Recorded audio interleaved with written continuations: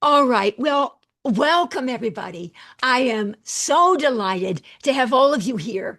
And quite frankly, I'm rather delighted to be here myself. And there are two reasons for this.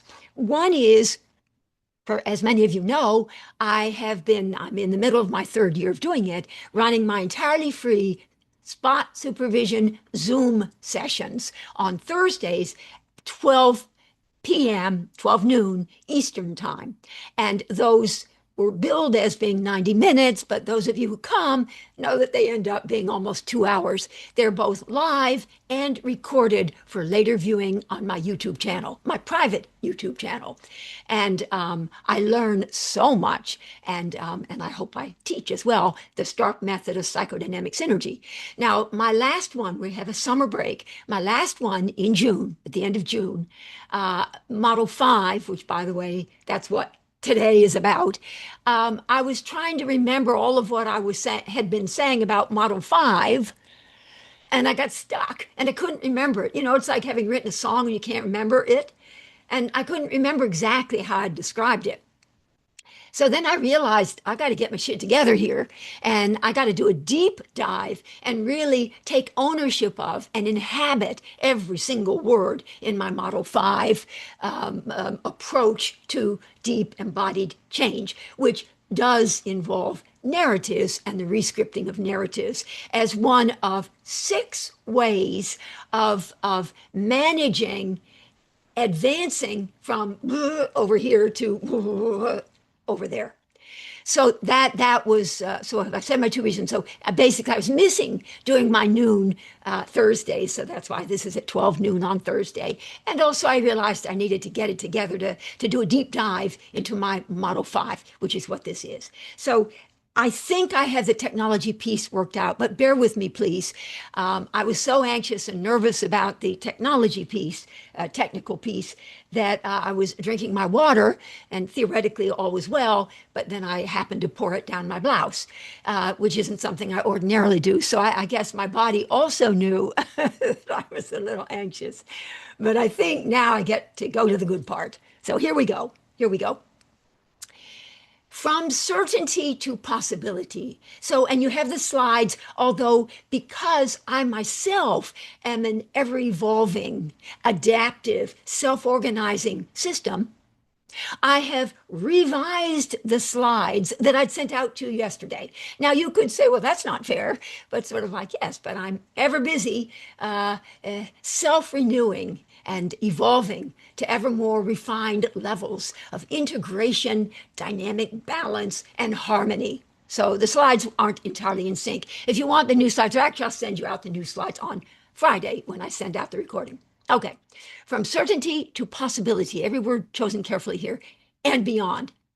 What if thought experiments as catalysts for narrative rescripting and eventual embodied and acted actualization of a new narrative, a new story?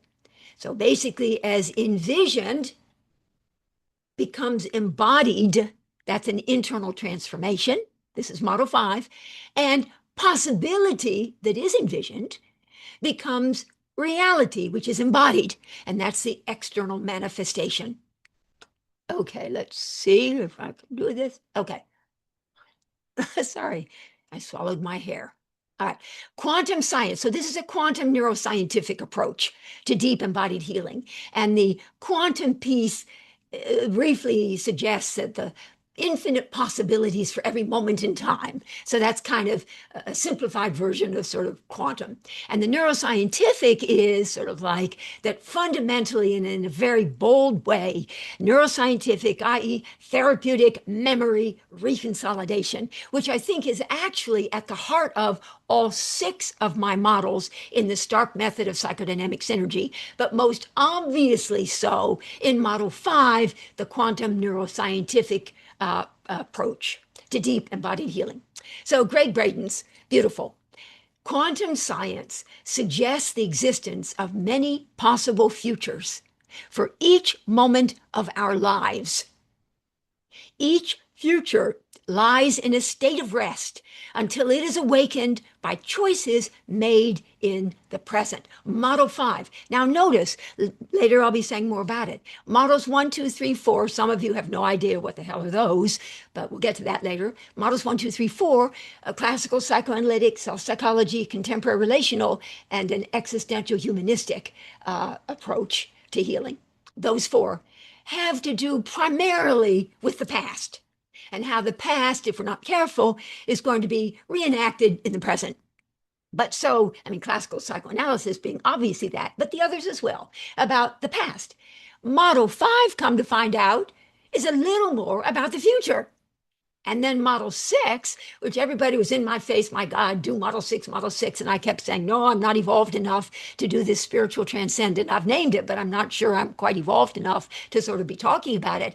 I finally sort of bravely decided, well, I guess I will. And come to find out, I'm so old that sort of like a lot of it was sort of like, duh, kind of obvious if you've tried to live your life in a certain kind of way, which I have tried to do. So model 6 is more about present/presence. Get it? Okay. So let me read again Greg Braden's quote because it's so beautiful. Quantum science suggests the existence of many possible futures. For each moment of our lives, each future lies in a state of rest until it is awakened by choices made in the present. Greg Braden. And I am capitalizing upon that. In Model 5, I'm capitalizing upon the fact that there are an infinite number of possibilities. And you're going to introduce the idea that indeed there are other ways to look at things rather than the entrenched old bad narratives with what if thought experiments. And the important concept of negative capability. And I added an extra slide here for because I was inspired by Brian Rosaria, who talked with me and shared with me some of his thoughts about negative capability, which I had Keats's concept of that. I had already thought to include it, but when I heard from him, I decided, yes, I'm going for it. So there's an extra slide on that I added at the last minute. Okay. All right. Let me get that out of the way. All right. Model 5 begins with asking something. You can read it. I can't see it, but you can read it. With asking the profound question, must healing require that we forget what happened? Or might it involve remembering what happened while simultaneously transforming its meaning? And of course, we've all read Bessel van der Kolk's The Body Keeps the Score. So yes, the body remembers, but now this is a slightly different approach here. Might healing involve remembering what happened while simultaneously transforming its meaning? And rescripting the constraining narratives. I'm going to use that expression over and over again. Constraining narratives versus liberating narratives. All right. And rescripting, important word here, disentangling, updating, and rescripting the constraining narratives that we had once constructed. So when we're talking about narratives and stories, it's kind of ultimately about a constructivist approach. It's about many different kinds of approaches, but anyway, thus the use of the word constructed. So rescripting the constraining narratives we had once constructed in a desperate attempt to make sense of it. The uplifting vignette that follows provides a poignant illustration of how a patient's relationship to her memory of a traumatic experience changed dramatically, even though the historical facts remained exactly the same. In other words, the memory itself of a traumatic experience need not change. And yet the meaning made, so Model 5 is meaning made narratives. Models 1 to 4 would be about self-protective mechanisms that help you regulate anxiety. This one is more about, and these all operate simultaneously. It just depends upon what you're looking at in the moment. And yet the meaning made of the memory and the story we tell ourselves about it can become profoundly transformed. Therapeutic memory reconsolidation and many other things as well. Different languages to describe this process. Okay. Lakeisha. From something to empowered. I bet it was from victim. It's too bad I really can't see I have something on my screen. Let's not worry about it. You can see it. I can't. Oh, it went away. Okay. More or less. I'm reminded of a consultation I did on Lakeisha, a woman who was struggling to make her peace with a trauma she had experienced years earlier when she had accepted a ride home from a party with an attractive man whom she had just met, a man who had then attempted to rape her. He had driven her into a secluded area in the woods and had then tried to force himself on her. But by dint of her incredible determination and instinct for survival, Lakeisha had managed to wrest herself free, to leap out of his truck, and to flee for safety.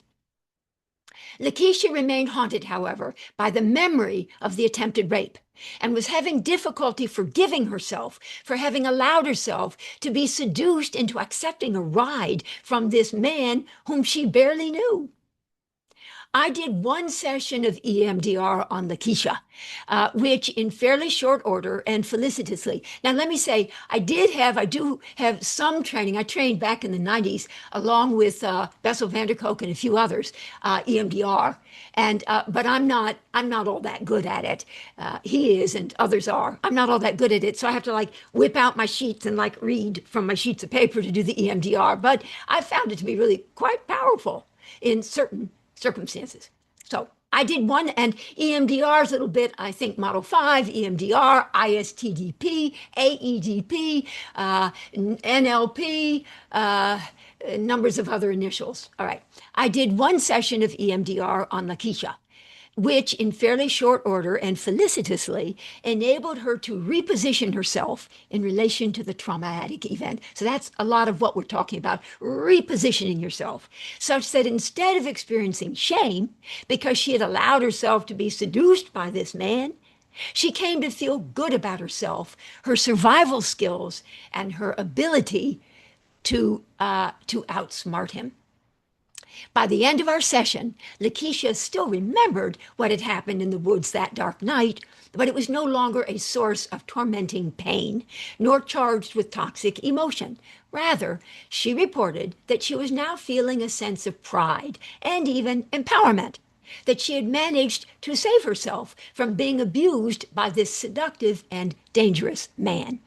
In essence, Lakeisha, by tapping into the analytic wisdom of her brain consciousness, or you can kind of think of it as the left brain, kind of simplistically, was able to get enough distance from the trauma, which had been sort of stored in her right brain simplistically, the internal record of which had been stored in her body consciousness. So I'm kind of mixing apples and oranges here, but whatever. That she was then able to reprocess and detoxify the experience. Now, more specifically, Lakeisha was able to reinterpret the traumatic experience, reinterpret. Narratives are about meaning making or how we interpret the interpretation, how we construct the meaning, how we interpret it, we ourselves, about what had happened.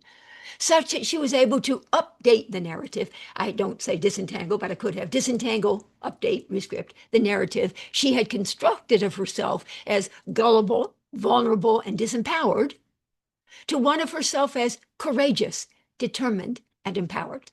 And the physical symptoms of tightness in her chest and the anxious self-doubt and chronic sense of vulnerability that had accompanied the memory for so many years also disappeared. Again, the memory remained, but it no longer defined her.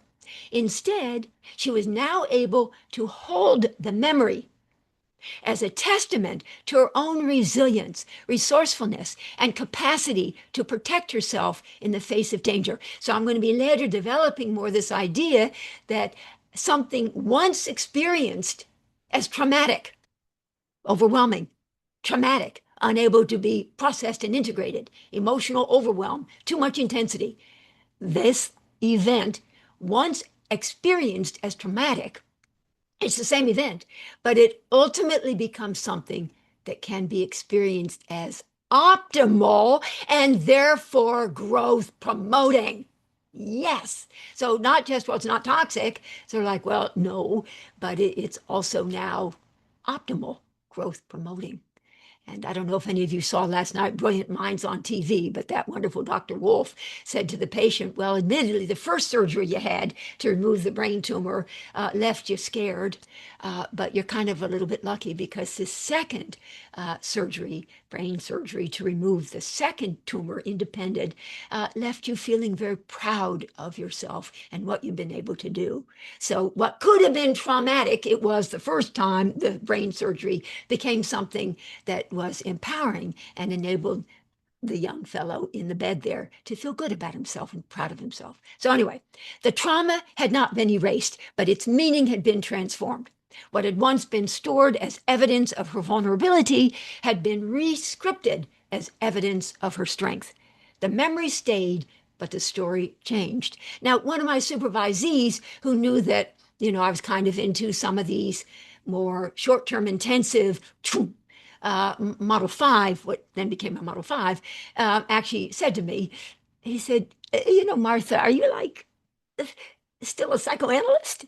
And so like, yeah, I am. I am still a psychoanalyst. I'm a psychoanalyst who's kind of broadening my base such that it's not all just long-term, broad-based and deep and this and that, but also sometimes not quick and dirty exactly, but short and sweet.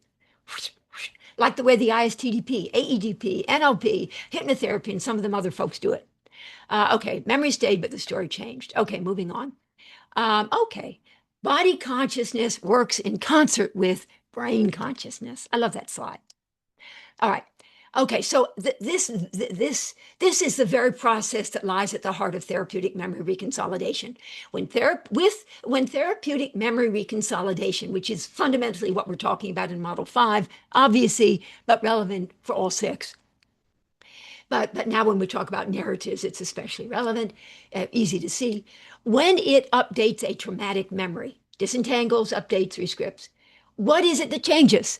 And what is it that remains the same? Importantly, the historical event underlying the traumatic memory does not change. That is, the episodic memory, as it gets called, of what had occurred remains intact. What can change, however, is the body's response. Yes, I know the body keeps the score, but the body's response to the memory, its emotional valence or charge, and the narratives to which the trauma had given rise. In other words, what changes, and I talk a lot about this with my people, is how the patient positions herself in relation to the traumatic experience and how the patient now makes sense of it. Okay. The Stark method of psychodynamic synergy, the dance between theory and practice. Now, those two figures, that could be Steve and me. Steve, my disco partner of 50 years. That could be Steve and me. Although, for me anyway, a little more flattering perhaps than whatever. But anyway, so there you go. The dance between theory and practice. Irrelevant, though, for him. That's what he looks like. Okay, so basically all 6. I'm just going to say them real quick, like some of you are like, huh? And some of you are, yeah, we knew that. But let me say it again anyway. From rigidity to resilience, I think at the end of the day is what captures the movement over time by way of whether we think of recursive spirals going ever higher or ever deeper, thank you, Moshe Norman, as Hindi knows, or whether we think of it as iterative cycles of disruption, repair, and kind of going blah, blah, blah, blah, blah, blah. Fall down 7 times, stand up 8. Basically, we're talking about getting from rigidity to resilience in all 6 models. I'll say it real quick like Model 1, the interpretive perspective of classical psychoanalysis, from resistance to awareness. And those of you who know my work know that the from speaks to words that start with R. And we could think of them as sort of more either self-protective mechanisms or defenses, or less evolved, or maybe old bad or a little pathological in a way, not to pathologize, but whatever. And then on the right, it's so from defensive reaction to adaptive response. And so these words on the right start with the letter A. And again, you don't just go poof, poof. It's a series of recursive looping, do loops, blah, blah, blah, blah, or up and down, up and down, up and down, gradual yielding of the left to the right in response to all of this sort of stressors that are continuously coming our way. Okay.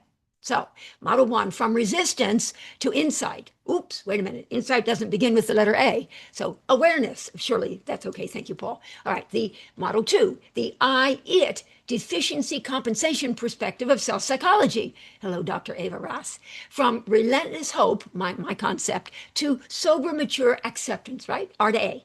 Relentless hope, the refusal to confront and grieve the reality of the objects, limitations, separateness, and immutability. The fact that they cannot be forced to be something they're not, even though you had desperately wanted them to be what you wanted them to be. All right, model three, the I, thou, obviously a nod to Martin Buber, right? I, it for model two, with self-objects, model three, which is more authentic subjects, the I, thou, think Jessica Benjamin and plenty of others, the I, thou intersubjective perspective of contemporary relational theory, think William Alanson White Institute and many other places too. Model four, the regression to repair perspective of an existential humanistic approach from retreat to accessibility. Model five, in red, that's what primarily today is about. The rescripting of narratives perspective of a quantum neuroscientific approach from refractoriness, i.e. entrenched, stuck narrative, to actualization. I'll never again forget my model five and what I call it, even though I forgot that a month ago. All right, model six, the pause in striving perspective of a spiritual transcendent approach from restriction, got an R word, to awakening. I kind of got lucky. It's sort of like, oh my God. Oh dear. Well, let me see. Yeah, my computer got a little excited there. All right. Well, I got excited there. The Stark method describes, in essence, the recursive, you're going to see that word over and over again, recursively, during our 2 hours, the recursive cultivation of adaptive self-organizing capacity. So it's not really just you get from this to this, but it's more about an ever-evolving capacity, an adaptive self-organizing system. That's big, and quite frankly, so big that until more recently, I wasn't even naming it. So it's not like everybody's saying it and everybody's teaching it. I mean, I wasn't, but I am now. All right, the Stark method describes the recursive cultivation of adaptive self-organizing capacity. Now, self-organizing capacity could be either ever busy reinforcing rigidity, or it could be ever busy positive feedback loop reinforcing adaptation. Okay, resilience across the 6 modes of transformation. All right. 6 interactive. All right, I just wanted to throw in a few names here. The sequence does not represent a theoretical hierarchy. People keep thinking, well, do you do one, then 2, 3, 4, 5, 6? No.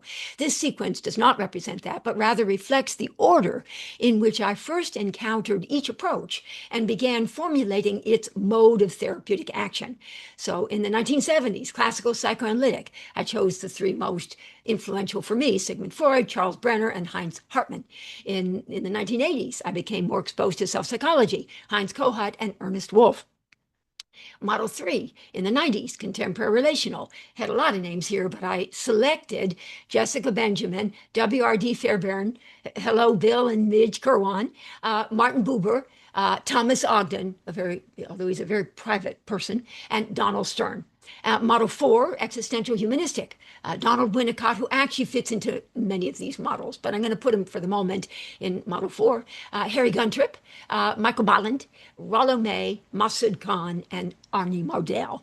And model 5, 2010 to 2020, Quantum-Neuroscientific, David Feinstein, Bruce Ecker, Francine Shapiro, right, EMDR, Habib Davinloo, who trained in Boston, classical psychoanalytic, but that didn't quite work for him, so he went on to develop ISTDP, and then Diana Fosha, AEDP. And I had an amazing experience. Back in the 90s, I had just published my 2 books on working with resistance in 1994. So I'd finished my first book, my very first book, Working with Resistance, and my publisher then, my dear publisher, Jay Aronson, he said I should call him Jay and not Jason. So I call him Jay. And he became a dear friend of mine, quite frankly. So I'd finally, back in 1994, finished writing Working with Resistance. And so I presented it to him and I said, I'm ready. And he read it and he said, oh my God, this is fabulous. He said, but before I publish it,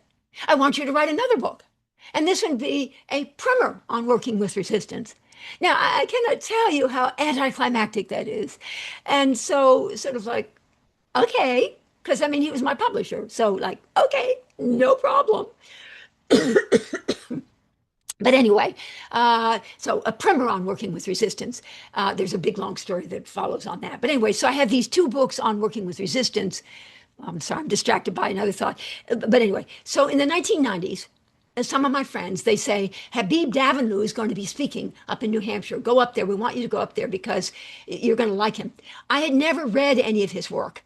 I'd never read any of his work, and certainly he had never read any of mine, because, quite frankly, I hadn't really written anything until 94, and he was giving this talk in 93. All right.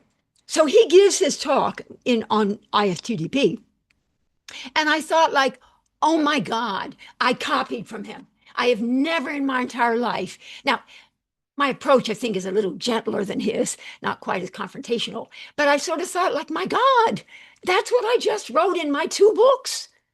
I've never felt so much that sense of simpatico, not with who he was, but his theory. And Herbert Schlesinger also a little bit, but anyway, Habib Davanloo. And then Diana Fosha, AEDP. Okay, and then finally Model 6, which I finally like, and I still have 4 more years to put the finishing touches on it, Spiritual Transcendence. So many names. Ken Wilber, Rumi, Thich Nhat Hanh, John Kabat-Zinn, Pema Chodron. And now I know how to pronounce the last name. It's sort of like the way people in Boston pronounce Toller, but it's Eckhart Tolle. Anyway, I think that's the way you do it. I could be wrong. All right, this is just there for the heck of it. So the first part is kind of what I'd already read you. And the second part, I guess I can read the second line, to the therapeutic action in essence. Model 1, cultivating analytic self-reflection and easing the torment of inner conflictedness or dividedness. Neurotic conflict, internal conflict. People know I talk a lot about the conflict between defiance on the one hand and compliance on the other. Neurotic conflict between, can I defy or must I comply? Can I be bad or must I be good? Can I gratify my id or must I appease and appeal to or obey my superego? So fundamentally, I see it as often that. That's model 1. Model 2, grieving early heartbreak and adaptively internalize, albeit belatedly, the missing good. So model 2 is a structural deficit, whereas model 1 is structural conflict. Model 2 is structural deficit. Grieving early heartbreak. And then as part and parcel of the grieving, which is why it's a good thing to grieve, there will be adaptive transmuting, as self-psychology calls it, which means sort of structure building or capacity enhancing to be a good parent unto oneself, right? Self-soothing. Part and parcel of grieving, effective grieving, will be adaptive, not defensive interjection of bad, but adaptive internalization of the missing good, what didn't get in there the first time round. Okay, model 3, mentalizing. Thank you, Peter Fonagy and Anthony Bateman. Mentalizing projective identification and the I-thou perspective as patient and therapist are negotiating at Darlene Ehrenberg's intimate edge. Mentalizing projective identification and detoxifying the introjected, right? Introjected is bad, internalizing is good. The interjected bad, as in pathogenic introjects. Okay, model 4, surrendering to harmonious interconnectedness and stepping into a new beginning. And you can sort of hear Winnicott, and you can hear Michael Bolland. All right, model 5, envisioning, that's ours today here, envisioning emergent possibilities and actualizing embodied potential. So the body gets introduced a little more here in model 5 and a little more about future, but doing stuff in the present, but in anticipation of future.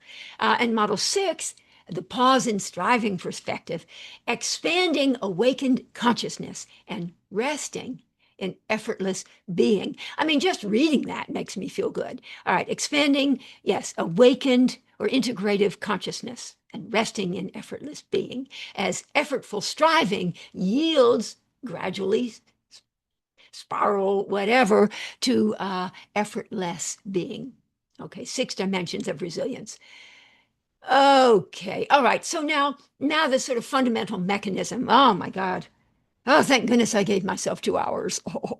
All right. So the therapeutic action then across all 6 models involves repeated juxtaposition in an embodied lived fashion of anxiety assuaging support that honors the system's existing rigid organization with anxiety provoking challenge that opens space for new resilient possibilities to facilitate the, one of my favorite words now, recursive yielding of defensive rigidity to adaptive resilience, 1 to 4 models, narrative certainty to emergent possibility, more about the future, model 5, effortful striving to effortless being, model 6, more about present/presence. This juxtaposition creates, again, my set of favorite words, optimally stressful, growth incentivizing, mismatch experiences, and systemic wobble. More in a second.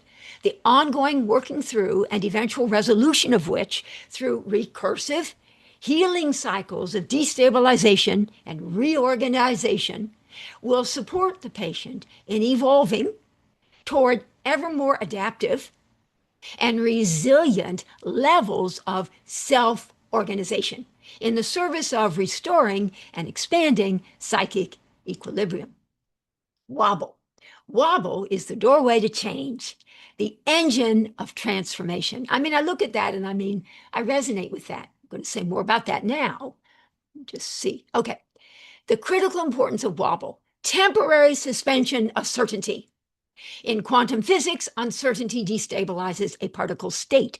In psychotherapy, uncertainty destabilizes psychic equilibrium, a necessary disorganization. The moment when what is familiar, what's tried and true, same old, no longer works. So wobble equals loss of equilibrium, a destabilization of predictability or certainty, and opening into multiple possible futures. So change occurs only when stability is disturbed. Now, let me say, I know from my spot supervisions, I'm talking now more generally, that I'll give an example of something. I really think it's important that we have the courage periodically to be offering our patients anxiety provoking, but optimally stressful, growth promoting, mismatch experiences, creating those for people, which means you need to make them anxious sometimes. So that's an anxiety provoking challenge in addition to anxiety assuaging support. So just the right balance. When you don't get it right, then backpedal on one and go forward with the other. So you're ever busy like trying to get it right. So in my spot supervision, so one time someone said, oh, yes. I said, so have you done any, because we got to have both, anxiety provoking, growth incentivizing, and also anxiety assuaging. And so she said, oh, yes, I've done some. Yeah, I did. I did. And she told me this brilliant interpretation that she had done. It was brilliant. It tied everything together. So like, oh my God, incredible. Said I to her, did it make the patient anxious? And she said, no. Okay, then it was just a brilliant interpretation, but it wasn't an anxiety provoking challenge. And in order for there to be deep embodied change, deep healing, there needs to be both challenge, anxiety provoking challenge, and anxiety assuaging support. Now, do you have to do that? No, I mean, not with everybody are we going to do deep embodied change, whatever. That may not be their interest. And then we rein in our ambition and sort of like, well, okay, then that's not going to happen. That's okay too. Sometimes patients will say to me, how long should I be in therapy? How long, whatever. And the answer that I finally figured out after some decades was, it depends upon how ambitious we are. Not how sick you are, how deep we want to go, or how much work we're going to get done, but it depends upon how ambitious we, sometimes you, but sometimes we are. It's a good answer. Okay, good. And they say, oh, okay. And then they don't say, well, will that be 6 months? Will that be 6 years? Okay. Okay, here I'm redesigning my website with a dear website designer, bless his soul. And so we're doing some anagrams, and he and I together created this. Here we go. Certainty breeds repetition.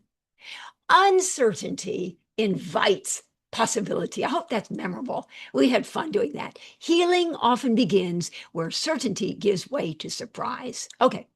So negative capability. This slide on negative capability was inspired by Brian Rosaria. Thank you, Brian. One of my favorite students of all time. Okay, negative capability, a concept introduced by the poet John Keats, refers to the capacity. And that's what we're talking about in Model 5, in all of the models actually, but especially Model 5. Refers to the capacity to tolerate, quote, this is Keats, uncertainties, mysteries, and doubts without an, his words, irritable reaching after fact and reason. Especially relevant for us here with especially Model 5. Negative capability is the courageous capacity. I think courage is just such an important concept in both the therapist and the patient. We don't usually talk about that. We talk about empathy and What about courage? All right. Negative capability is the courageous capacity to remain in the liminal, in between space, between what is and what might be. Model 5, we'll get into that momentarily. Resisting the urge to impose immediate, premature explanations or closure or fixed conclusions on complex and ambiguous experience, thereby creating, if indeed you can sit with and hold that tension, that internal tension between what is and what might be, thereby creating conditions for the emergence. Model 5 is a lot about emergence of a rescripted narrative and a new way of being. Okay, all right, it's my favorite slide. And you would have seen that in what I sent out. The mismatch, that's Eeyore, of course, with mismatched socks and shoes. My website designer, we created that. He did it. It was my concept. He created it. The mismatch that disrupts also becomes the mismatch that heals. I mean, I hope you guys, I hope you guys love that because as much as I do. Okay. As the system expands, its adaptive capacity to tolerate wobble, uncertainty, not knowing for sure, and to remain present with the stress of internal intensity, emotional overwhelm, which is a thing that gets us in trouble when it's just too much internal intensity, too much emotional overwhelm. The stress is too much, in which case it's a little more traumatic stress because we can't really process, integrate, and adapt to it. All right, so as the system expands, its capacity to tolerate this and to remain present with the stress of it, responding with neither defensive escalation, sympathetic hyperarousal, hello, Stephen Porges, polyvagal theory, nor defensive collapse, dorsal vagal hypoarousal, but with adaptive self-regulation, i.e. ventral vagal integration, flexible autonomic balance. Now, for me to be able to write that, and I've run it by a lot of people who are way smarter than I am about polyvagal theory, but it took me 10 years to come up with that. But anyway, that's it can be revised though, because I'm a self-renewing system and I'm ever busy evolving. Okay. As the system expands its capacity to tolerate all of this, instead of sort of getting all rigid, stressors once experienced as overwhelming or threatening, prompting defensive rigidity, narrative entrenchment, and effortful striving, can now become, under conditions of relational safety, in essence, optimal stressors, just the right balance between anxiety-provoking challenge and anxiety-assuaging support. Fostering now, instead of the defensive something, adaptive resilience. So instead of defensive rigidity, models 1 to 4, adaptive resilience.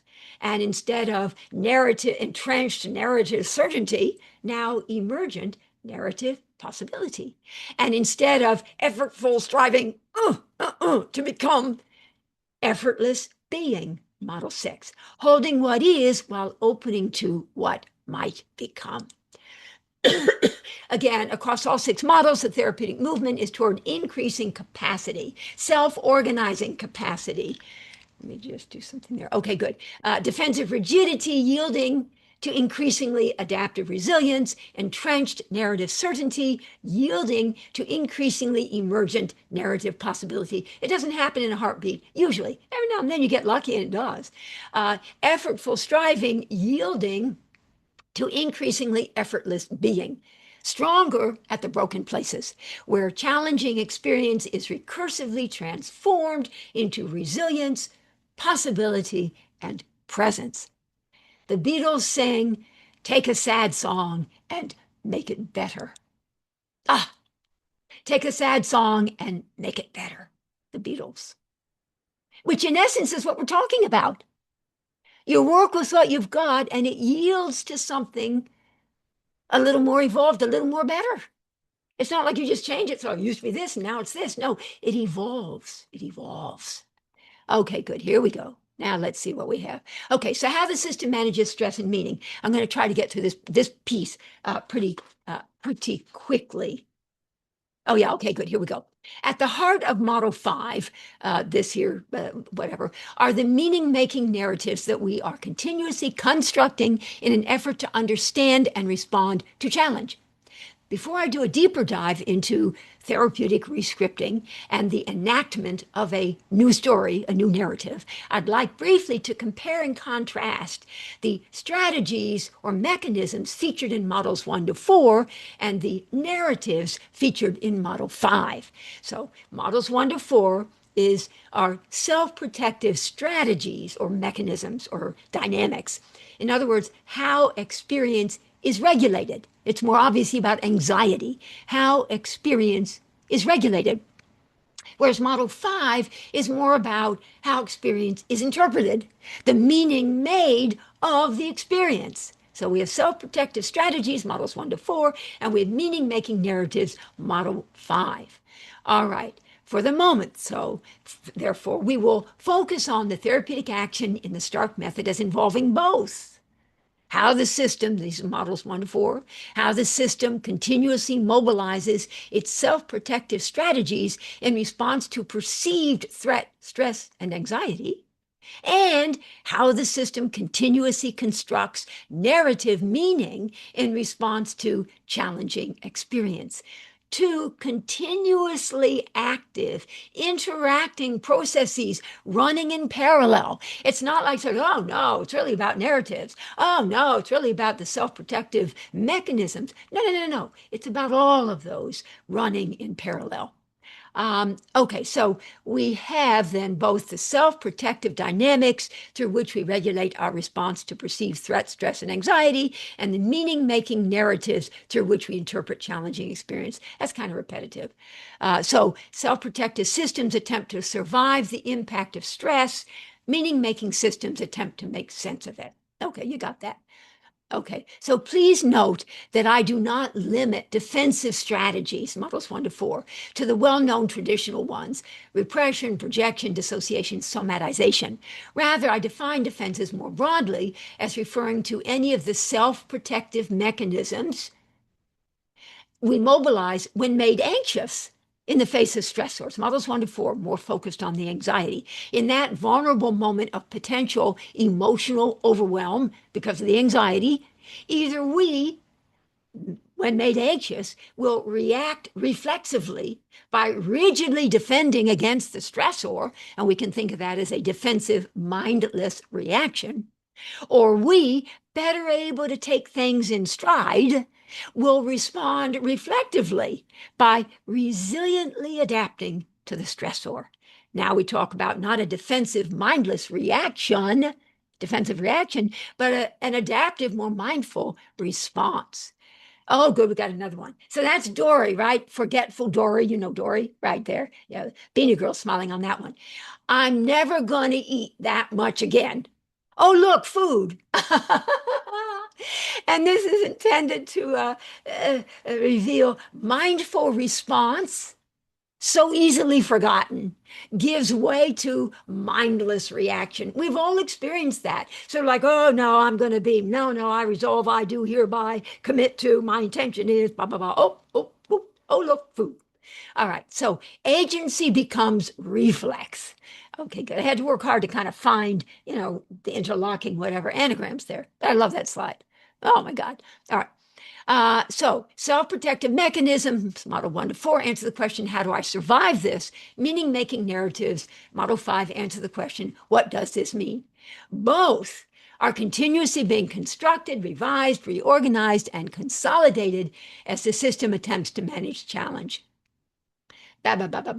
As we shall see, the deepest therapeutic achievement is not the acquisition of a particular resilient adaptation or liberating narrative, but the development of an enhanced capacity. So it's about developing enhanced, ever-evolving, ever-increasing capacity for adaptive self-organization and ongoing narrative rescripting. All right, so Jeff, since I've been throwing these words around, let me at least just try to offer definitions. Self-organization, order emerging from within the system itself through recursive interaction with experience, both external and internal. Well, what does experience mean? Ongoing feedback loops, do loops, whatever, in computer stuff, through which external events and internal states are registered, interpreted, and used to update future responses. So, self-organization, therefore, refers to continuous updating of internal models in response to environmental input, continuous reorganization and recursive revision in response to lived encounter. And I think probably we can all be aware of when we think of it that way. I know for myself, not only was I continuously revising these slides, but we will have tried something sort of, whoops, well, that didn't work. Next time, I think I need to be a little more sensitive to that blah, blah, blah, blah, blah. We're ever busy using feedback to modify both how we manage stress, the anxiety elicited in us, and the meaning we make of what we're experiencing in response, in reaction to what we just did. So we're ever busy being self-organizing. Now, so in brief, the system, all of us, keeps updating itself through lived experience. And I certainly have had patients come in and they say, I thought that I could do thus and such, but then I realized I tried that, but then didn't really. So I need to revisit and sort of reframe what I'm planning to do going forward. I mean, it's kind of cool. We're ever busy evolving. It's kind of a cool way to look at us.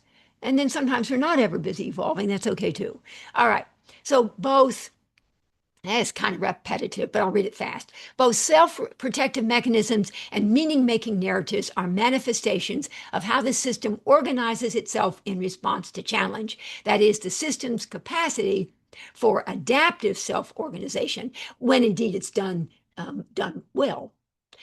So the aim is not simply better self-protection, but the capacity recursively to update self-protective strategies. The aim is not simply a better story, but the capacity recursively to revise the story. So the aim is not a particular adaptation or a particular narrative. The goal is development of the generative capacity to keep revising and renewing the story in the service of ongoing adaptive self-organization. Well, if we didn't get that by now, whatever. Yeah, enough already. I bore myself with saying it too many times. But anyway, here's this slide that highlights that self-organization can give rise to either rigidity, gets ever more worse, or resilience. So if it's more resilience, we call it adaptive self-organization, and that's what fosters resilience. Okay, now model 5. Oh, finally, we got there. The rescripting of narratives perspective of a quantum neuroscientific approach to deep embodied healing. And please, I want you to be thinking, you see the word quantum, and you're thinking about infinite numbers of possibilities for each moment in time. and you see neuroscientific, and you're a little bit thinking therapeutic memory reconsolidation, and the juxtaposition, thinking MDR, of this, old, bad, new, good, old, bad, new, good, entrenched narrative, emerging possibility, defensive reaction, adaptive response, boom, boom, boom, boom, right brain, left brain, right brain, left brain, and that's why my supervisee said, well, Martha, are you still a psychoanalyst? And I said, well, yes, I am. You can't take that out of me, but you can broaden it. All right. So the therapeutic action in Model 5, envisioning, so right, envisioning, future-oriented, emergent, right, emergence, possibilities, and actualizing, embodied, more in the body. Model 5 is a little more in the body, potential. From envision to enacted, that was on my very first slide, from possibility to reality or actuality. Now, here is something. I'm introducing an arrow with the pointies on both ends. That's important. Certainty, narrative destabilization through the introduction of what if thought experiments. I'll be explaining what thought experiments are. Many of you might know, but if not, I'll explain. Narrative possibilities. So narrative certainty, entrenched narrative certainty, kind of implied old, bad, maladaptive, whatever. Not that we want to sort of value judgment, but introduction of doubt by way of what if thought experiments, sort of like, not sort of like, what if you have it wrong, but what if there are other ways, to look at it? What if there are other ways to interpret it, other ways to make meaning of it? That is such a profound distinction. We'll get into the meaning. We'll get into a little more of that in a slide or two.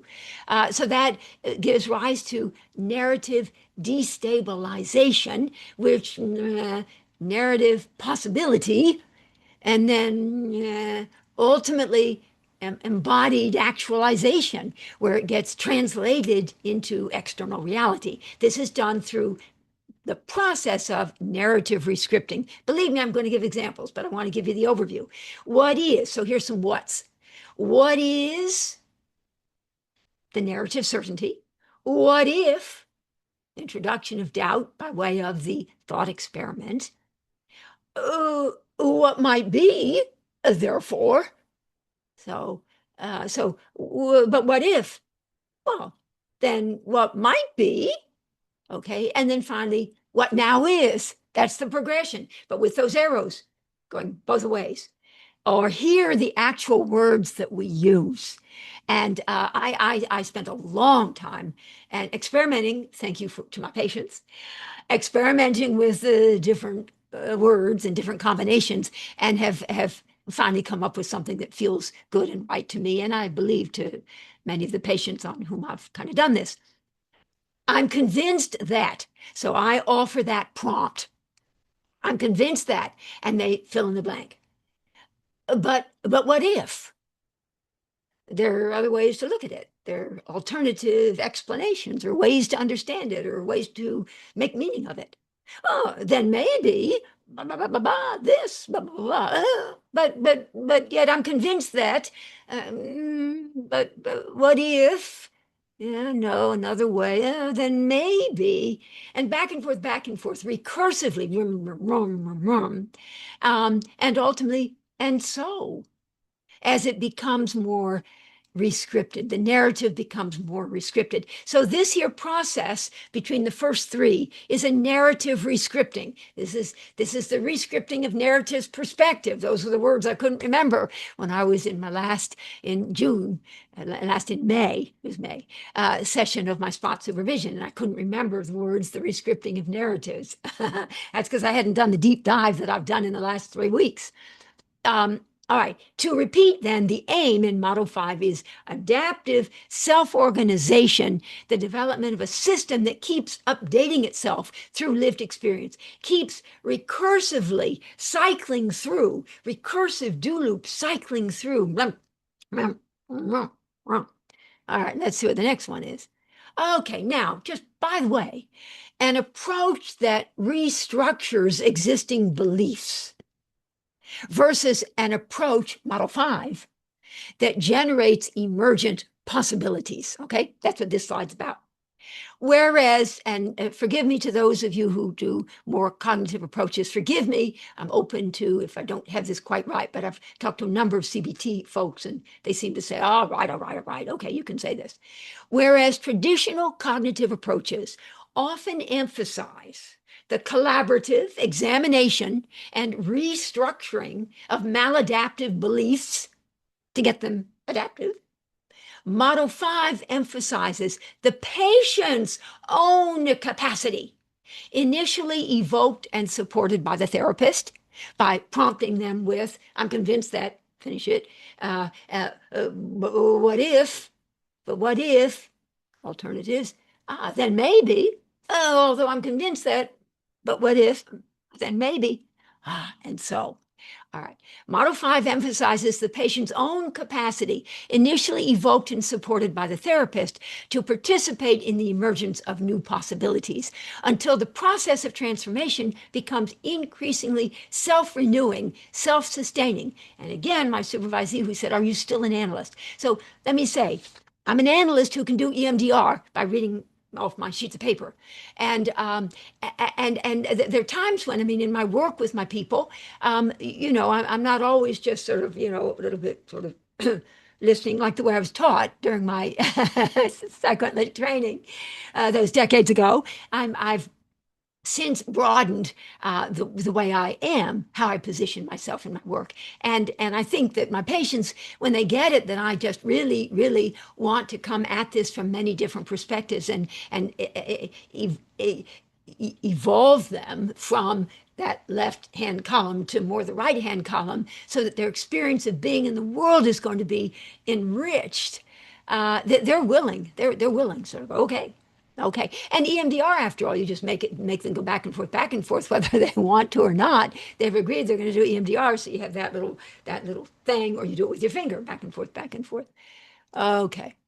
This process can be understood as recursive cycles of certainty, doubt, and possibility, certainty, doubt, and possibility that facilitate the gradual stabilization of a rescripted narrative or rescripted narratives and their eventual emergence as lived reality, translated into external manifestation as inner envisioning eases into outer enactment. So I'm convinced that is high coherence, very stable, low permeability. But what if? Destabilized coherence, destabilizing, rising permeability, then maybe higher permeability, emerging coherence, and so restabilized coherence at a more integrated level. The system settles into a new attractor state. It now becomes the dominant center of gravity or organizing principle instead of what had started out as narrative certainty. I am a loser and that's the truth of it.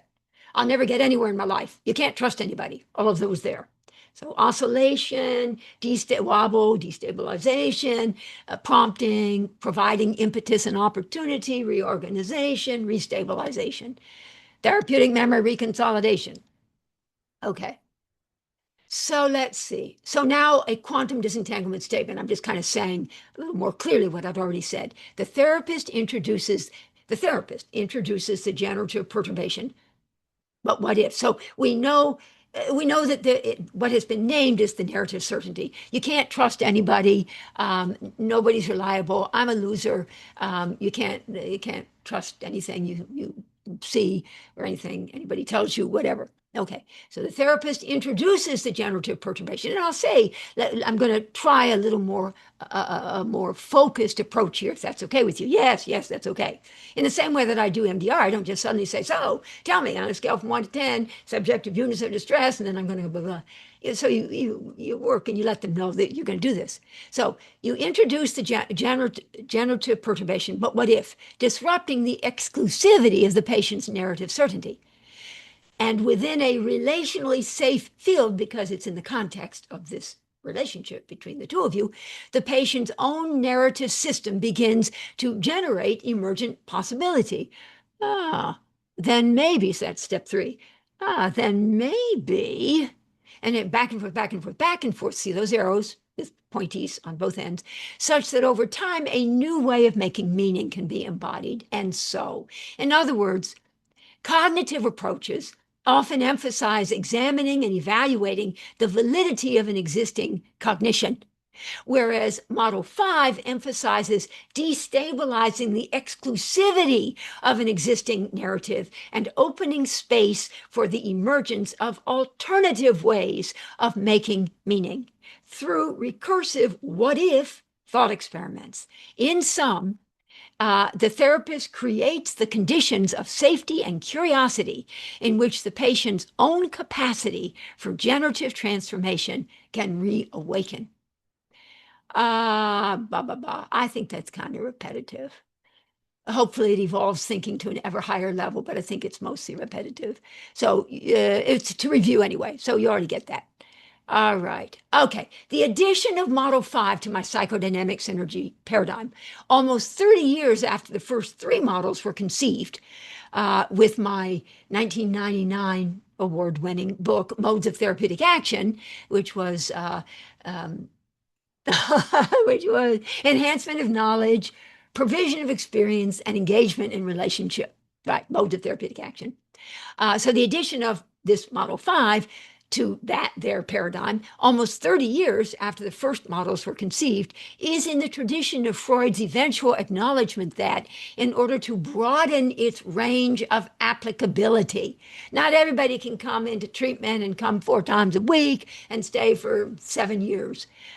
So, said Freud, he acknowledged ultimately that the pure gold of analysis, his words, might well need to be alloyed, his words, with the copper of direct suggestion and hypnotic influence. That was Freud. Yeah, okay. All right, here we go. That's repetitive. Model 5 is fundamentally about emergence, becoming, and actualization, whereas Model 6 is about being, giving up effortful becoming, striving to become, but resting in effortless being. Whew. All righty. So, okay, here's a simple little one, and then I have a few more that are a little more evolved. So I did this with the patients, and I typed it, and they said it, but I gave them the prompt. Okay, I'm convinced that I condensed a little bit what they said, so just know that. Okay, and they gave me permission, so it's all good. I'm convinced that I don't deserve happiness because that was the consistent message I got from my dad. Now, that there didn't necessarily come out the first time round, but after we did some recursive looping back and forth, eventually it was because that was the consistent message I got from my dad. So I've a little bit compressed. But what if? What if that isn't the only way to understand what was going on between me and my dad? What if it was more a story about him than about me? Then maybe I'm not forever doomed to be miserable. And so I have a choice here. Perhaps I can start to choose experiences that nourish and enliven me. Now, actualized in living reality. Now, I added this one. This wasn't his, but I put in what I would have wanted to do. I am therefore going to buy a ticket to the Backstreet Boys concert next month because it will bring me great joy. So those are my words. From narrative certainty to narrative destabilization, but what if, to narrative possibility, then maybe, to rescripted narrative. So maybe I have a choice here, to embodied actualization. I'm going to go buy those tickets. And really, I just wanted to be able to show you this. I mean, thank you, Beanie Girl. You're the face that I can see here. I mean, I look at that, and I just like look at that. It just makes me happy. And I go to every concert I can go to of theirs. I've been to many of their concerts, and you know, I try to get, you know, like a friend to go with me, and I can't find a friend to go with me. Now, I'm not suggesting I don't have any friends. But they say, well, my granddaughter might want to go with you. And so like, nah, I don't want that. Although I do have to say, I went to the Bruno Mars concert with my dear disco partner and dear friend, Steve Dudley. Right, there's no problem there. But anyway, so the Backstreet Boys here. So all you people, can't you see, can't you see? how your love's affecting our reality. Every time we're down, you can make it right, and that makes you larger than life. Every time we're down. Anyway, they are using the audience as an idealized self-object. So this is sort of more relevant for the Model 2 I-it deficiency compensation perspective of self-psychology. But that's fine. We all, to some extent, love it, love the input of, people responding in a way that makes us feel good. And on some level, we therapists, in relation to the patient, on some level, in certain ways, for us to be able truly to be effective, we ourselves do become larger than life. And when we don't, because they're busy fighting it, then on some level, that limits our ability to be effective because they're not as busy relating to us in that way. Okay. So anyway, so I'm going to call this, and again, I thank Moshe Norman for this. I can't see under those words, recursive spiral of ever deepening, I bet, affective remembering. So moving through parts 1, 2, and 3 to gain deeper access to memory, affect, and meaning. So each pass through the spiral opens a deeper layer of meaning and moves closer to the affective resonance. Model 5 is not just kind of all kind of heady and cognitive. No, no, no. As the person is sort of cycling through, they start to become very emotional, and they do. And as they move closer to the affective resonance that had once organized the entrenched old narrative and that can now provide the emotional energy supporting the emergence of a new liberating narrative. And the affect that they start to feel as they're going back and forth, 1, 2, 3, but I'm convinced that, but what if, then maybe, but I'm convinced that, but what if, then maybe. The affect, I found, relates both to the narrative certainty that has sort of guided everything they've done for decades. And as they get kind of choked up and sobered and like, oh my God, blah, blah, blah, I thought of myself as a failure, I never amount to anything, blah, blah, blah, or you can't trust anybody, blah, blah, blah. But also the idea that there's an emergent, the possibility that things could actually be different, like, oh my God, who knew? I never realized. So it gets, as you do them back and forth, yeah, but what if? I'm convinced that. But what if? Then maybe. But I'm convinced that, but what if, then maybe. And they start doing it, and it becomes really very powerful, and I'm busy like typing away. So affective resonance is what organizes both the deconsolidation and reconsolidation. And those of you who are very savvy, like Mikal, I'm sorry, I can't pronounce your last name, but about therapeutic memory reconsolidation are already seeing the importance of that word reconsolidation. So it's a deconsolidating when you say, but what if? It's a destabilizing, the introduction of doubt. It's a narrative destabilization, a narrative deconsolidation, a narrative unlocking of neural synapses that had been underlying certain old, bad, entrenched narratives. Right, it's an unlocking, and then ultimately it's a progressive reconsolidation to something that's different and takes into consideration something that's newer and more resilient and more adaptive and so on. So what is, what if, what might be, what now is? I'm convinced that narrative certainty, but what if narrative destabilization? Then maybe emergent narrative possibility, and so rescripted narrative, actualized in lived reality, inner envisioning, easing into outer enactment. Certainty, doubt, possibility, rescripted narrative, opening space for embodied realization of a new story. Okay. Okay, so this is a consolidation from overlearned protection to flexible adaptation. This is a consolidation of several recursive loops, and you'll be able to tell that as I read that to you. And I think it sort of gets ever deeper, sort of remembering and feeling and making meaning. Okay, I'm convinced that the world is dangerous, and I must always be on guard because you never know what might happen next. I know I feel this way because of the family I grew up in.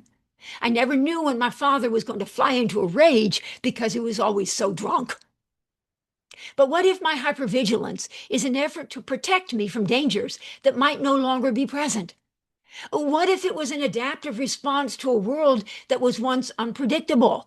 but is not necessarily the world I'm living in now. What if that was then, but this is now, and I'm so much better equipped now to deal with whatever might come my way?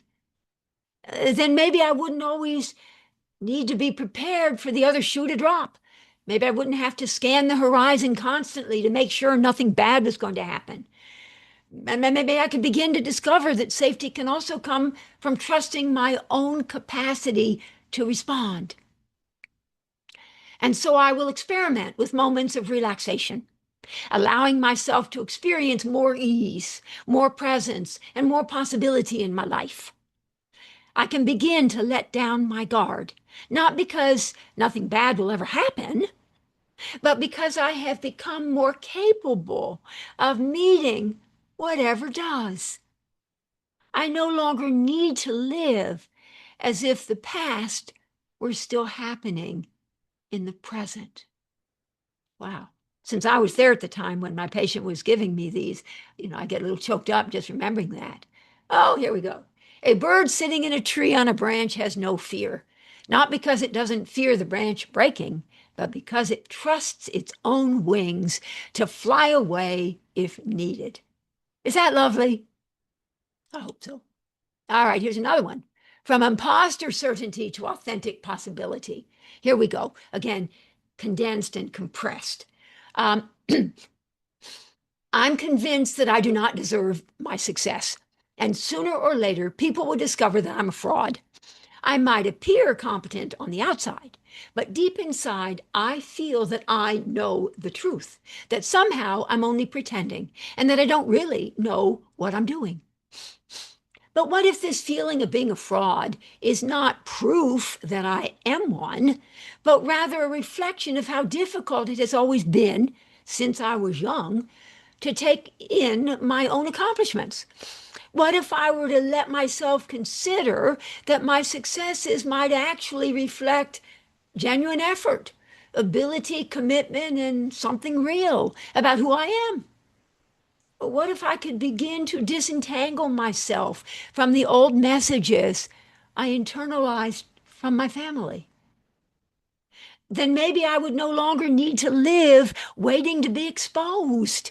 Maybe I would be able to begin acknowledging my areas of competence and expertise without having to dismiss them or explain them away.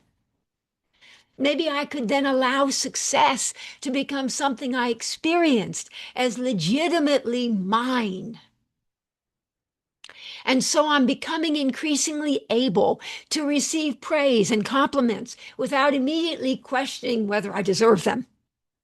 I can move into the world with greater freedom, allowing myself to trust that my accomplishments are not accidental or fraudulent, but reflect the person I have become.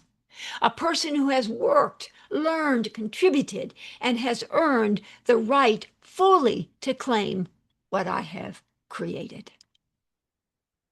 So through repeated recursive looping between what is, what if, and what might be, the patient gradually, and I hope you saw that, loosens their grip on narrative certainty and opens space for alternative interpretations, alternative narratives. But importantly, at a certain point, the process ceases being merely cognitive. I hope I sort of showed that. The emerging narrative begins to resonate affectively, and something starts to feel true. That affective resonance often signals that the new possibility is no longer simply being contemplated, but is beginning to be owned. It is from this place that the patient becomes able to move into what now is. So the recursive spiral of ever deepening affective resonance. Part one, I'm convinced that, narrative certainty. Part two, but what if, narrative destabilization. Part three, then maybe, narrative possibility. Then I find myself feeling, affective resonance, kind of mixed in there. It's not really kind of mixed in. And then finally, part 4, and so rescripted narrative, because that their process 1 2 3 1 2 3 1 2 1 3 2 1 is narrative rescripting. So disentangling, updating, and rescripting. Okay, and then model part 4 is and so rescripted narrative and embodied actualization. And then you can shift back from that as well. Like very few things just simply they stabilized, but it will tend to become the new attractor state, the new center of initiative, the new organizing principle, the new center of gravity. Okay, I'm convinced that, but what if? And maybe affective resonance deepens, and so affective resonance deepens as narrative certainty and emergent possibility are held, in simultaneous tension. That's the wobble there. That kind of, it's out of place there, but you know what I mean there. Okay. So the aim, for the 20th time, is not simply to create a better story, but rather to develop the capacity for adaptive self-organization. I've kind of said that quite a bit. In essence, the aim is to acquire a meaning-making system that can continue to evolve, reorganize, and rescript itself over time, rooted in genuine neuroplasticity. And I really, again, therapeutic memory reconsolidation, right? Quantum infinite possibilities for each moment, neuroscientific therapeutic memory reconsolidation, thinking specific, memories, and they're being disentangled, updated, and rescripted, and the narratives that go with those memories once overwhelming and too much to process and integrate, so traumatic, as they yield to becoming a little more manageable, and then they become optimal stressors, providing impetus and opportunity for there to be growth and advancement from what had been to what is now becoming, and it's ever more better. Okay, I can say more better here. All right, genuine neuroplasticity. Yeah. Love it. I just love saying the words genuine neuroplasticity. Okay, here we go. Well, this is, quite frankly, this is sort of like we've certainly been this way before. Again, that's Steve Dudley and me dancing. Okay, well, we kind of know this. So models 1 to 4 admittedly are psychoanalytically informed. So back to just sort of contextualizing this so you can appreciate sort of the difference of model 5 from models 1 to 4. And then model 6 is in sort of a class of its own, a very special class, I might add. Classical psychoanalytic, self-psychological, contemporary relational, and existential humanistic. And I have a little mnemonic that I've not forgotten. Model 1 is a little more cognitive. Think C. Self-psychological is a little more affective. Think A. Contemporary relational is a little more relational. Think R. And existential humanistic is existential. C-A-R-E, care. All right. And model 5, which is a little more synaptic and superpositional. Synaptic is the neuroscientific, and superpositional is the more quantum, or as Christine Amos had highlighted, shape-shifting. That's also S. My models 1, 2, 3, 4, 5 become, it's a CARES, C-A-R-E-S approach to deep embodied healing. And then guess what? Model 6, a spiritual transcendent approach. That starts with the letter S because it's a spiritual approach. So now I have a CARESS, if that can help you remember it. Maybe not, quite frankly, but just remember, caress. This Stark method is to caress you as you're sitting in your office with your people and either then or later formulating what you sort of are thinking might well have happened. So models 1 to 4, psychoanalytically informed, it is true, understanding and transforming what has been, the enduring influence of history and relational experience. Our history on some level shapes our destiny. That's kind of the underlying sort of thought. Past-oriented patterns continuously being reenacted. Model 5, informed by neuroplasticity and therapeutic memory reconsolidation and a quantum potential of each moment. I should have put that in there, but I forgot. Actively participating in the emergence of what might be, the emergent potential of future possibility. And Jen Scruggs had reminded me of the theory of possible selves, which speaks very much to this Model 5. Now, people just beautifully sort of said, oh, by the way, that's a little bit like Model 5. And so somebody said neuro-linguistic programming, or my supervisee who says, well, hypnotherapy. Yeah, that Model 5. So, and my regret is I happen to have been blessed. This was some years ago. It made me very anxious, I have to say, at the time, but I was on a panel in LA with Be Still My Beating Heart, Steve Borges, Dan Siegel, Bessel van der Kolk, Pat Ogden, Francine Shapiro, and me. Yeah, like I said, and little me. All right. I'm walking down the hall with Francine Shapiro. This was like many years ago, EMDR, Francine Shapiro. And she said to me, you know, EMDR, eye movement desensitization and reprocessing. Yeah, I say. She said, I'm sorry I named it that. I should have named it something else. Now, I was so shy that I didn't say to her, oh, what might you have thought to rename it as? So whatever. I've evolved since then. That was numbers of years ago. But anyway, she didn't think that that was sort of the best title. But I like the concept of EMDR, reprocessing, desensitizing, reprocessing, sort of like EMDR by day as the eyes go blah, blah, blah, blah, blah, blah, blah, and REM sleep by night, rapid eye movement of your eyes, left, right, left, right, left, right, left, right, when you're dreaming. And as you're processing Freud's day residue, and you awaken in the morning with stuff resolved and or the answer to your questions. Okay. Model 5, our future becomes open to new possibilities, more future-oriented, emergent possibilities, rescripted narratives. And then Model 6, the liberation of being. So you all are going to have to sign up for when I present something on Model 6, and I hope you will. And that's the liberation of being, spiritual transcendent, releasing the striving that keeps us separate from what already is, the expansive possibility of awakened consciousness. And I think to some extent, all of us, as we get older, if we've tried to live our best, on some level, even just in order to get there, we need to have evolved spiritually. And so let me say yet again, and I know she's comfortable with this, again, I am wishing Midge Kirwan a wonderfully blessed 90th birthday today. She and Bill Kirwan have just been very dear to me. They do their special thing over in the Philippines, and they teach, and they've been teaching for decades, and they are just brilliant and lovely and wonderful, amazing people. So anyway, just want to say that.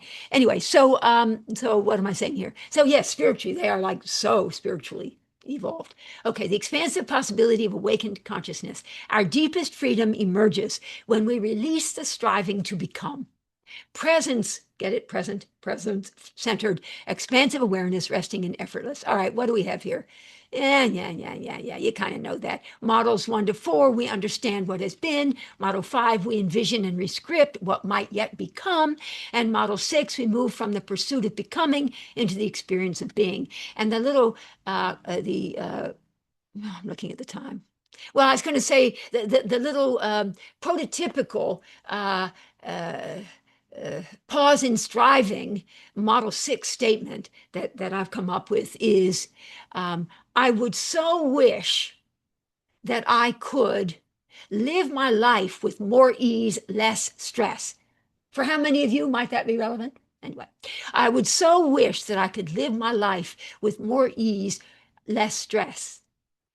But I find myself hesitating, holding back, resisting, for fear that were I to fill it in, comma, I might then find myself feeling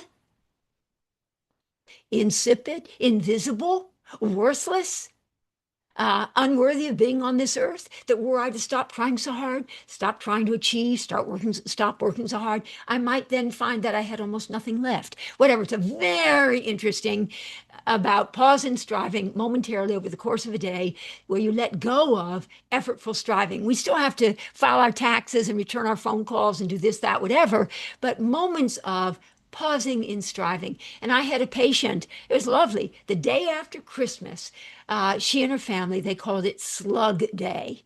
And what they would do would be they would get up in the morning whenever they wanted to. They stayed in their jammies. They ate for breakfast what they wanted to. They didn't brush their teeth. They didn't take nutritional supplements. They didn't do anything they didn't want to do. And they just sort of did whatever. They just did whatever. That was their day. And it was their very best day in the year. Now, and they looked forward to it for 364 days. Now, have you noticed something interesting in that? Any of us, they could have created that day once a month if they wanted to. I mean, it's their favorite day of the year, but they sort of confined it to one day out of 365, whatever. That we all do similar things, quite frankly, don't we? All right, so what do we have? Oh, that again, huh? Okay, yeah, don't worry about this. These are the R words because we go from R to A. So you have it in your PDFs. Rigidity. This is resilience. We know that. Don't worry about it. We know that. Oh, don't worry about it. Don't worry about that either. Okay, the Mobius strip. Okay, I love this. My dear sweet Gunner did this one for me. I said, here's a Mobius strip. Could you put the words wave and particle on it? So oh my gosh, he did it for me. All right. So the Mobius strip. So a conceptual model for understanding the quantum-quantic interplay between defensive rigidity and adaptive resilience, models 1 to 4, between constraining certainties and liberating possibilities, model 5, between effortful striving and effortless being, model 6. The Mobius strip, many of you know what this is a continuous non-dual surface where one side and the other side are in fact a single unbroken topology. Defense and adaptation are not separate states. That's why I talk about yielding to. Nor are narrative certainties and emergent possibilities, and nor are effortful striving and effortless being. Rather, they are different expressions of the same underlying continuum. Like particle and wave in the quantum realm, transformation therefore occurs as a change in form within continuity itself. And so the transformation is not a leap from one thing to another, but a seamless morphing along the same surface. I can look at this strip and just almost go wild. I mean, I should probably use this to meditate with because it's sort of like, oh my God, you get to wave and particle without even lifting your pen or your finger. A twist in the strip where inside becomes outside and protection becomes growth. Okay, yeah, this is repetitive, whatever, but it's in your slides. The Goldilocks principle, right? Hormesis, the concept of hormesis, the biphasic dose response. Too much stress that's not able to be managed effectively is sort of experienced as traumatic, an event that is too much to be processed and integrated will be experienced as traumatic. But that same event, once we're better able to process and integrate it, it will then become more of an optimal stressor, providing impetus and opportunity for us to evolve or reconsolidate. I'm going to say more about therapeutic memory reconsolidation in a moment. Reconsolidate in a sort of new, different, and more compellingly better way. So anyway, the Goldilocks principle. Okay, I have to show this, right? Whatever, I can't see the top, but whatever doesn't kill you, I think it says, makes you stronger. And I love that one. I don't think that's AI. I think that might be real. I'm not sure. Maybe not. Oh, don't worry about that. That's repetitive. Okay, thought experiments. Let me just say sort of what if thought experiments to destabilize narrative certainty. Okay, so what if thought experiments? What are they? Many of you know what they are, but I wanted just a few slides here to sort of reiterate them. And then I'm going to do a longer piece on therapeutic memory reconsolidation, but then I hope you'll be thinking about questions that you might have.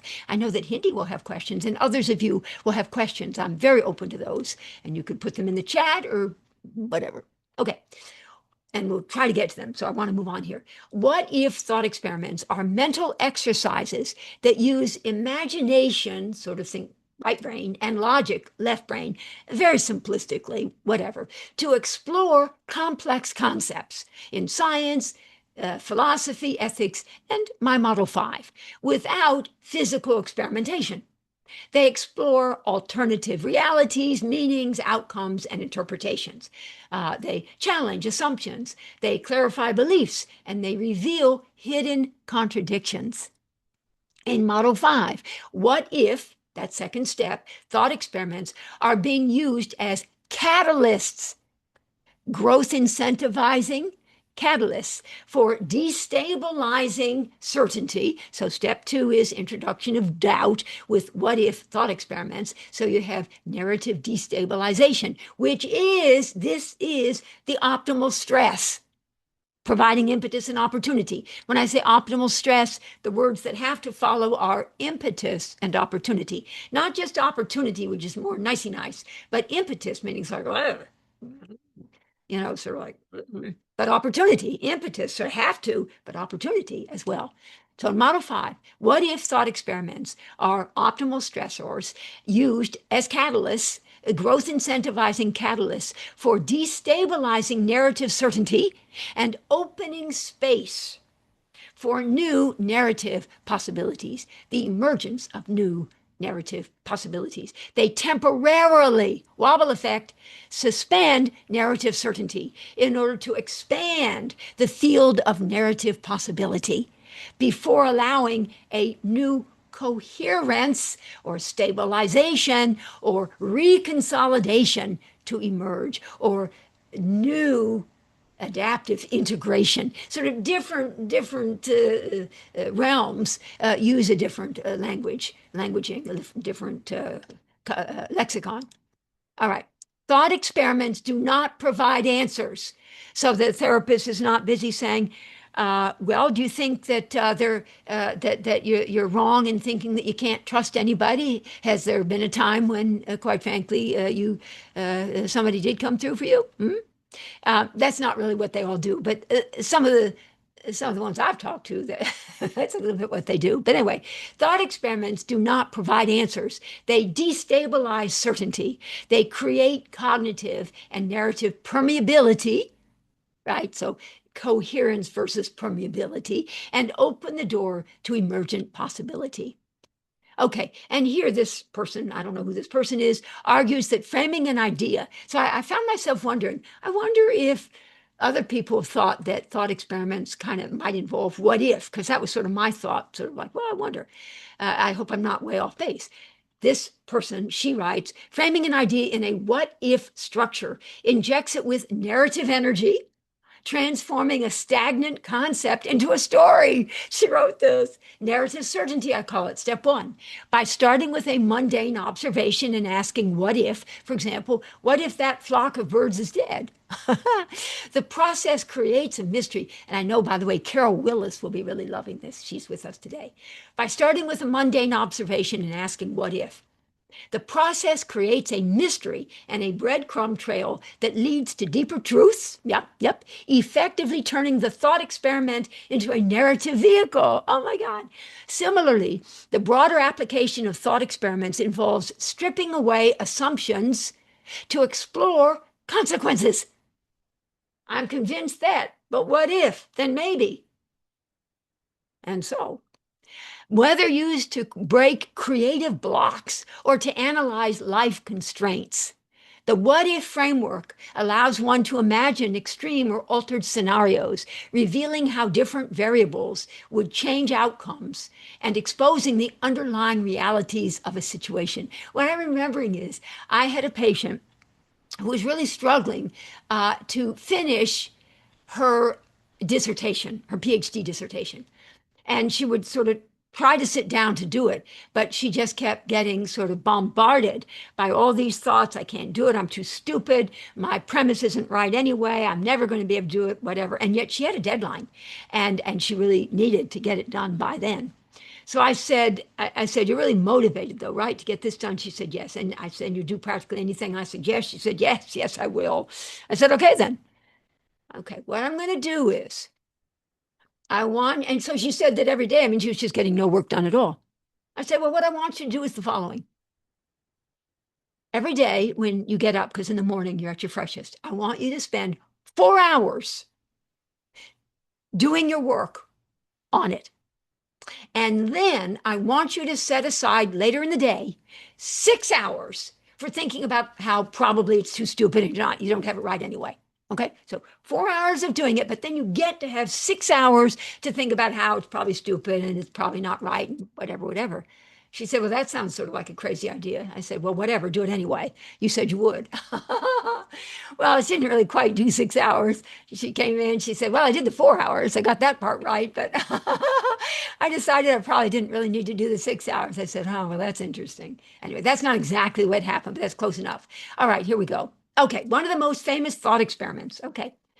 The ship of Theseus is an ancient philosophical paradox and thought experiment that many of you may know, but that questions whether an object remains the same entity after all its original components have been gradually replaced over time. First recorded by the Greek biographer Plutarch in his Life of Theseus, the story describes how the 30-oared galley used by the hero Theseus was preserved in Athens. As its wooden planks decayed, they were replaced with new ones until not a single original piece remained.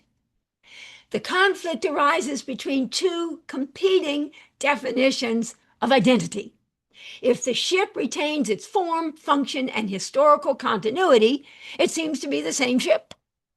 But if identity is defined strictly by physical material, it becomes a different ship once the original matter is gone. And there are a million things you can be thinking about. So like, oh, well, this is interesting.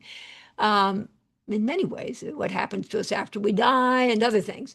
Okay, the ship of Theseus. The problem was later expanded by Thomas Hobbes, who asked, but what if the discarded original planks were to be reassembled into a second vessel? Would there then be two ships claiming to be the original? One defined by continuous existence and the other by original material, creating a paradox about what constitutes identity. This directly parallels human biology, where cells regenerate constantly, challenging whether identity relies on physical material or structural continuity. I mean, are we even still who we were 10 years ago, or even with our skin, who we were a few days ago, or with our brain, neuroplasticity, which it is ever evolving, so who knows? All right, moving on. Okay, so the final slide, and then I'm going to do therapeutic memory reconsolidation. Okay, the question, if every plank of a ship is gradually replaced until none of the original material remains, is it still the same ship? Why it matters. The thought experiment destabilizes certainty about identity and continuity. It invites us to ask whether something can remain fundamentally itself while simultaneously becoming something new. The Model 5 connection. A patient might ask, if my narrative changes, am I still me? I actually had a patient ask me that very question. Scared they were, even though they knew that the way they were living their life, it wasn't working. They're just afraid that if the narrative changed, maybe they wouldn't be they. They wouldn't be they anymore. Model 5 answers. Perhaps transformation does not require becoming someone else. Perhaps it involves becoming, think emergence, more fully who you've always had the potential to be, who you always were, but it was just waiting to be found. Okay, now we go. Okay, therapeutic memory reconsolidation. What can I say? And again, Mikhail, and I apologize, I'm not pronouncing your name quite right, I'm afraid, but you were very special to me and in Poland there, and you helped me to understand something very special and important. So thank you, thank you, thank you. And you and Bruce Ecker and the others I know are good buddies and so on. Okay, so here we go.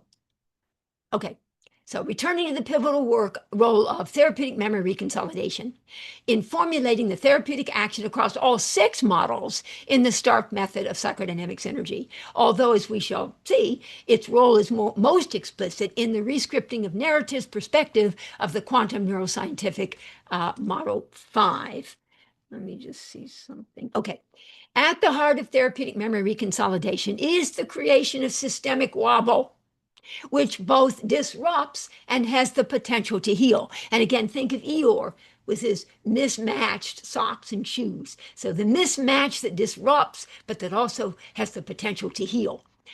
Through the introduction of, my favorite words, optimally stressful, just the right balance between challenge and support, growth promoting or growth incentivizing mismatch experiences, whether between defensive rigidity and adaptive resilience, old bad and new good, tried and same old, or something new, different, and compellingly better, or entrenched narrative certainty and emergent narrative possibility, or effortful striving and effortless being, or but whereby what is opens into what might be. Okay.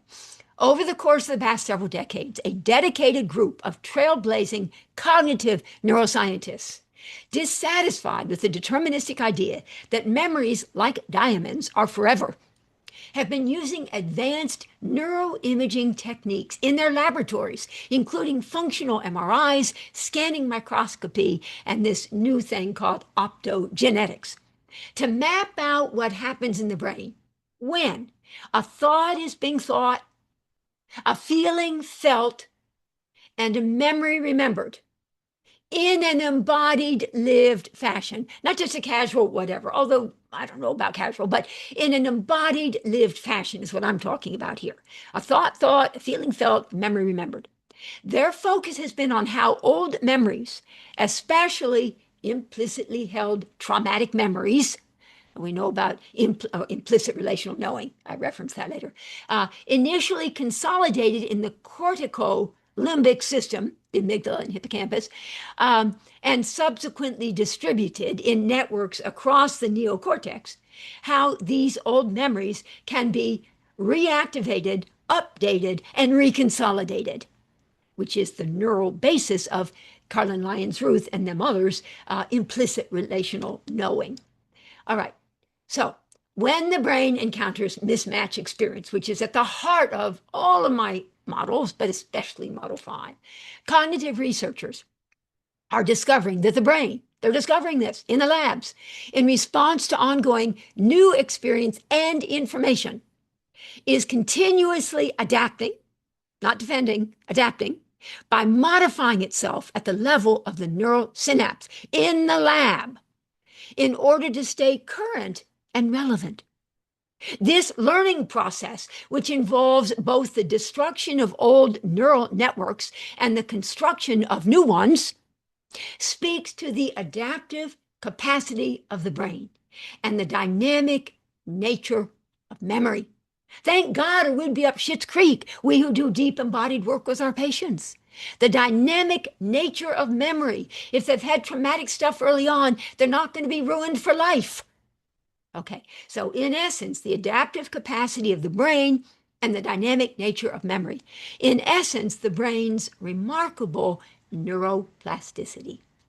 Aptly described by Norman Dodge, an MD psychiatrist, as the brain that changes itself, both structurally at the level of the synapse and functionally at the level of the memory.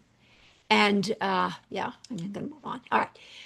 More specifically, neuroscientists have recently made the groundbreaking discovery that when implicitly held memories deep within are reactivated and re-experienced in an embodied, lived fashion, the network of synapses encoding those memories will become unlocked, destabilized, deconsolidated for a time-limited period. This unlocking or deconsolidation or destabilization signals the opening of a reconsolidation window, a brief window of opportunity, generally thought to last 4 to 6 hours, when memories become, and that's why weekend events can sometimes be really powerful. And to think that we meet with our patients for 45 minutes, 50 minutes, or 60 minutes, sort of like interesting, when this window of opportunity lasting 4 to 6 hours. When memories become transiently fragile and sensitive to modification by environmental input. Both the dedicated group of cognitive neuroscientists who study memory reconsolidation in their laboratories and the similarly impassioned group spearheaded by Bruce Ecker and David Feinstein of neuroscientifically inclined clinicians who study it in their offices agree that 4 to 6 hours is indeed the critical time frame for the destabilized synapses encoding the traumatic memories to remain malleable, pliable, malleable, and therefore vulnerable to updating with new experience and information, such that these synapses can be rewired under the right circumstances and the traumatic memories they encode reprogrammed. All right, let me just see.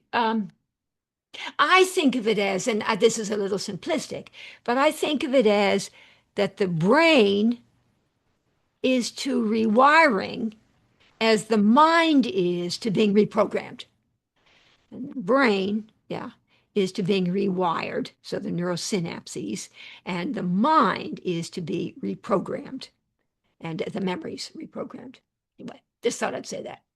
All right, so one's visible, the brain, and the other's invisible. But anyway, that's in my mind. All right, neuroimaging studies demonstrate that opening this transient reconsolidation window is initiated by the action of several types of glial cells, G-L-I-A-L cells. Later I say it derives from glia, which means glue, of several types of glial cells residing in the brain's extracellular matrix. These neuroimmune cells, primarily astrocytes and microglia, are now known to play the critically important role of regulating synaptic connectivity. I'm even going to show you a few diagrams in a moment. They do this through alternately contracting and expanding. Their contraction unlocking the synapse between the two, the pre and the post membranes, nerve cell membranes, and their expansion locking the synapse in. It was Verhofstadt and Butt who contributed to the growing recognition that synaptic function and plasticity emerge from dynamic interactions between neurons and glial cells. Yes, supporting the view of the brain as an adaptive, self-organizing system, which is the whole point of my thing here today.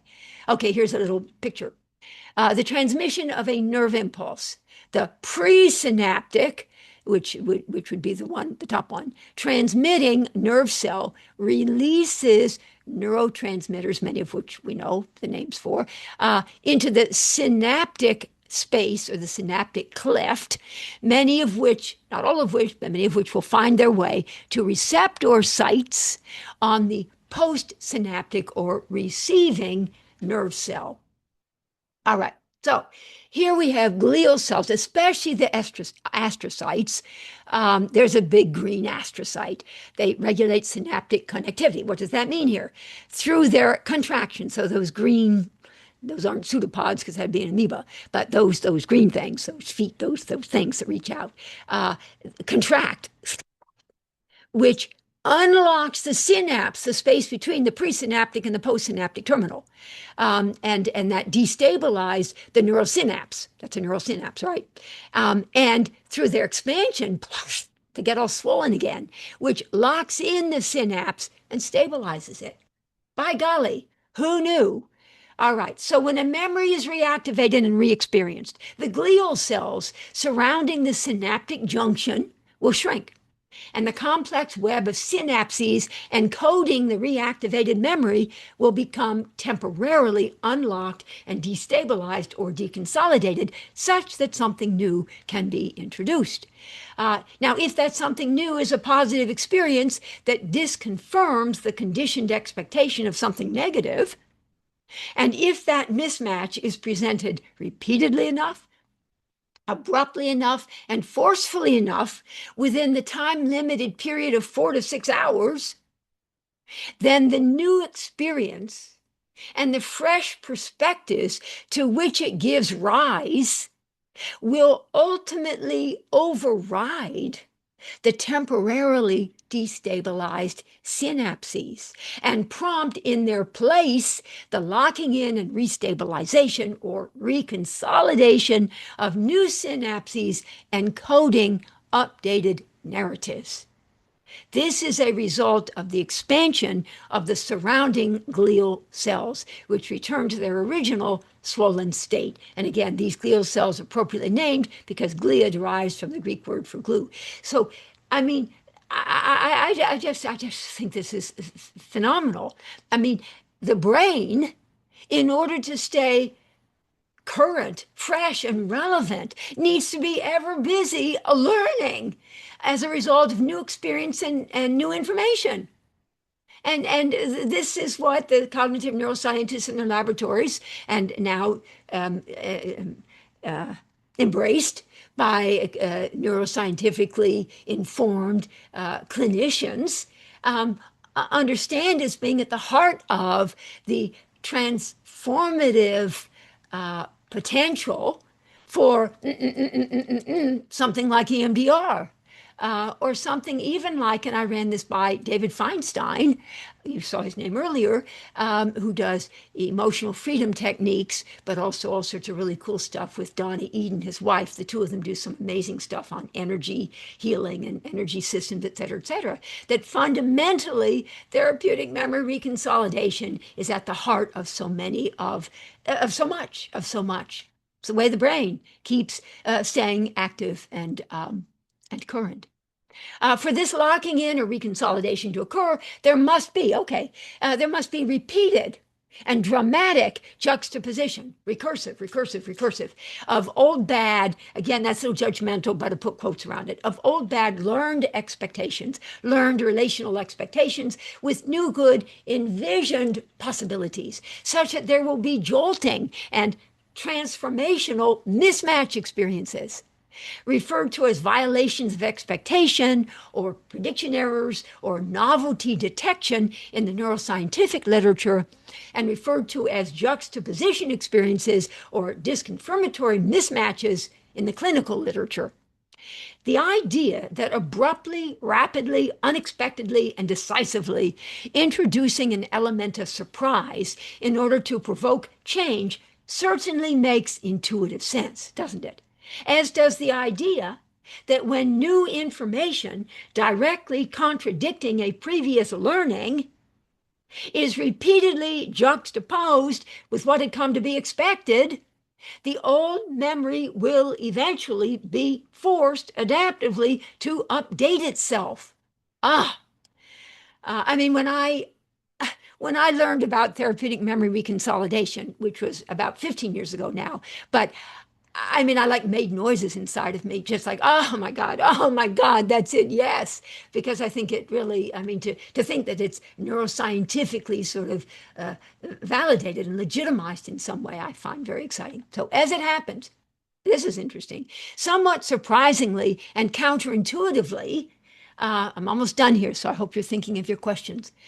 The brain can change itself in response not only to experiencing something new, but also to imagining something new. Now, let me say, I took out the slides that emphasize this, the following here. But if all we do, which admittedly sometimes classical psychoanalysis can be faulted for doing, and some other approaches as well, is sort of listen to the patient as they remember and revisit and recall and reactivate the old bad traumatic memory.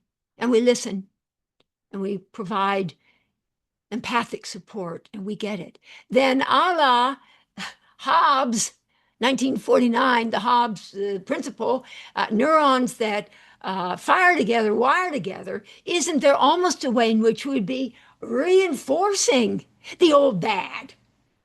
So we need to be at the same time, yes, reactivating the old bad, but simultaneously introducing new good, right? I mean, that's like duh. And I know that, I certainly know that I have in my time sat with patients and I listen and I understand and oh my gosh, and I'm there and I understand and listen to the trauma they felt around this and that, whatever. Anyway, see you next week. And they go away feeling very understood. And meanwhile, that their traumatic narrative has been very much reinforced. Again, neurons that fire together, wire together, unless you introduce a disconfirmatory experience such that they get a growth promoting, optimally stressful mismatch experience and providing impetus and opportunity for advancing the system. Okay. In fact, that not only experiencing something new, but also imagining something new. Okay.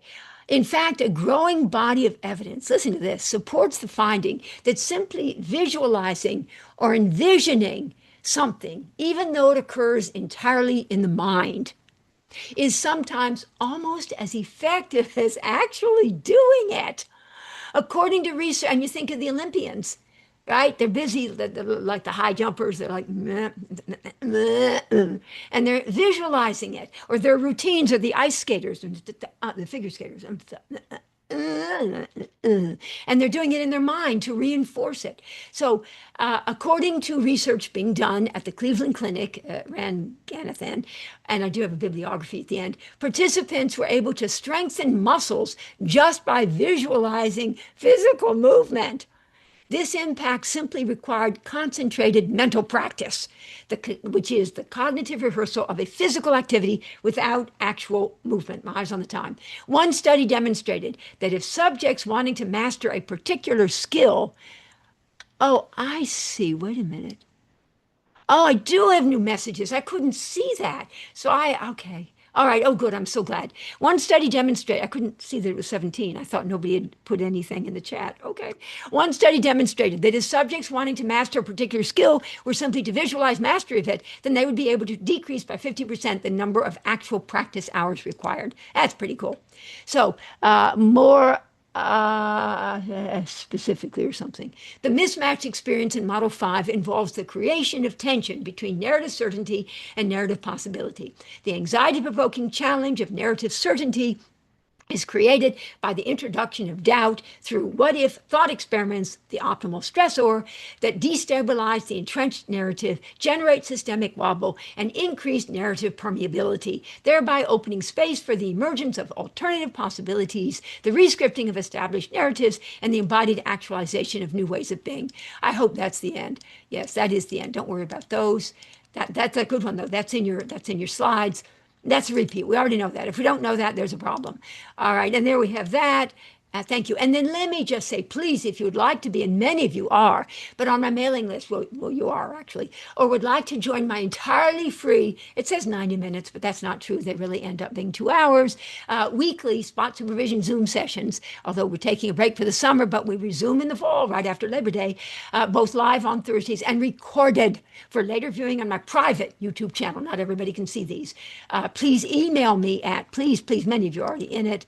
Okay, those. I'm going to stop sharing my screen, and I don't know what you can see now, but I can see some of you guys.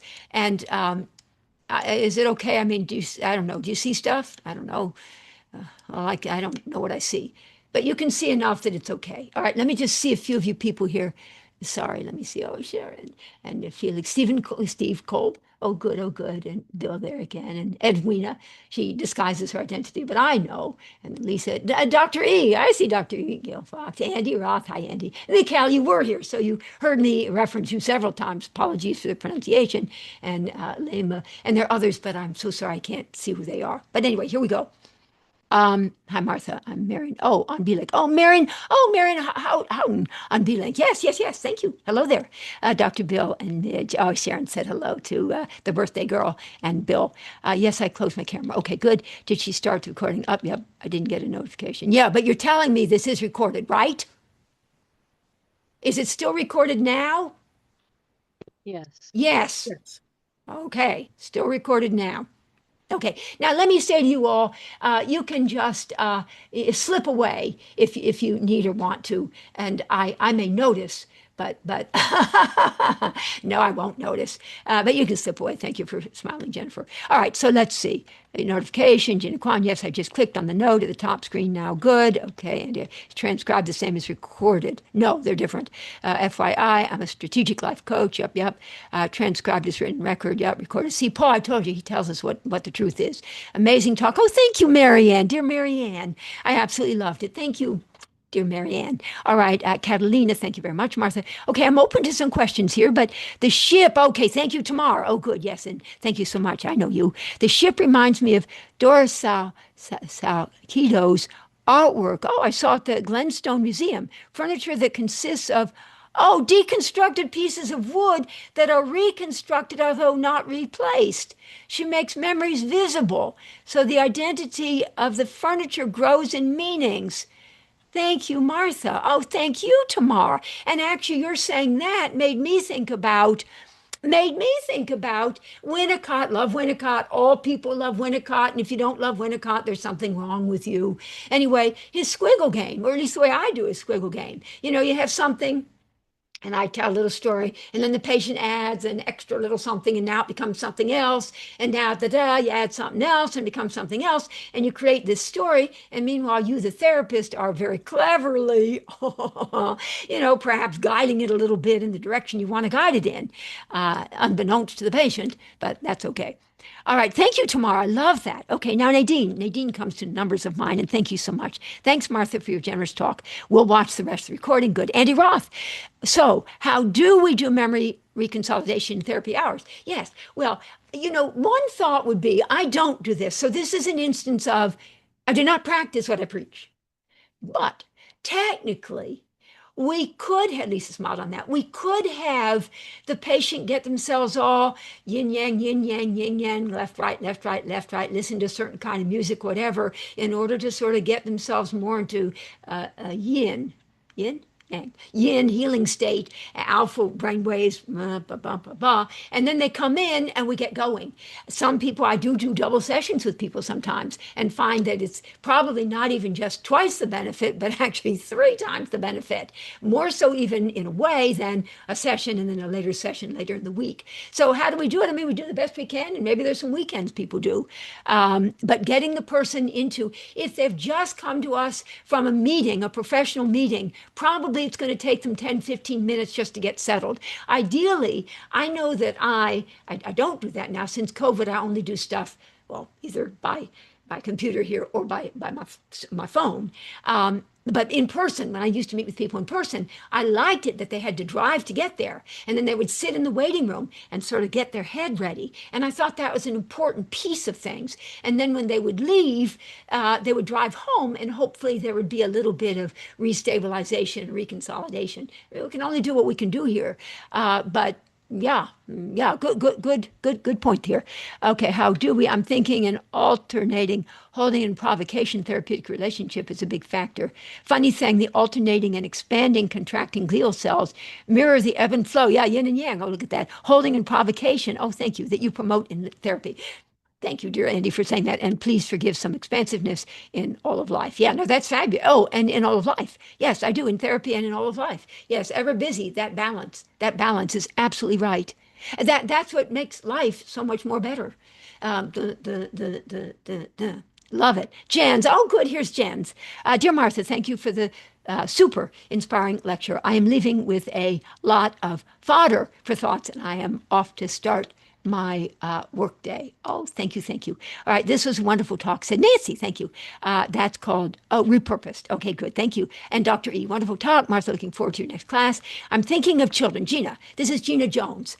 I'm thinking of young children, young people, and how powerful it can seem when they are rigidly attached to imagining their own failure, or even decades later, still attached.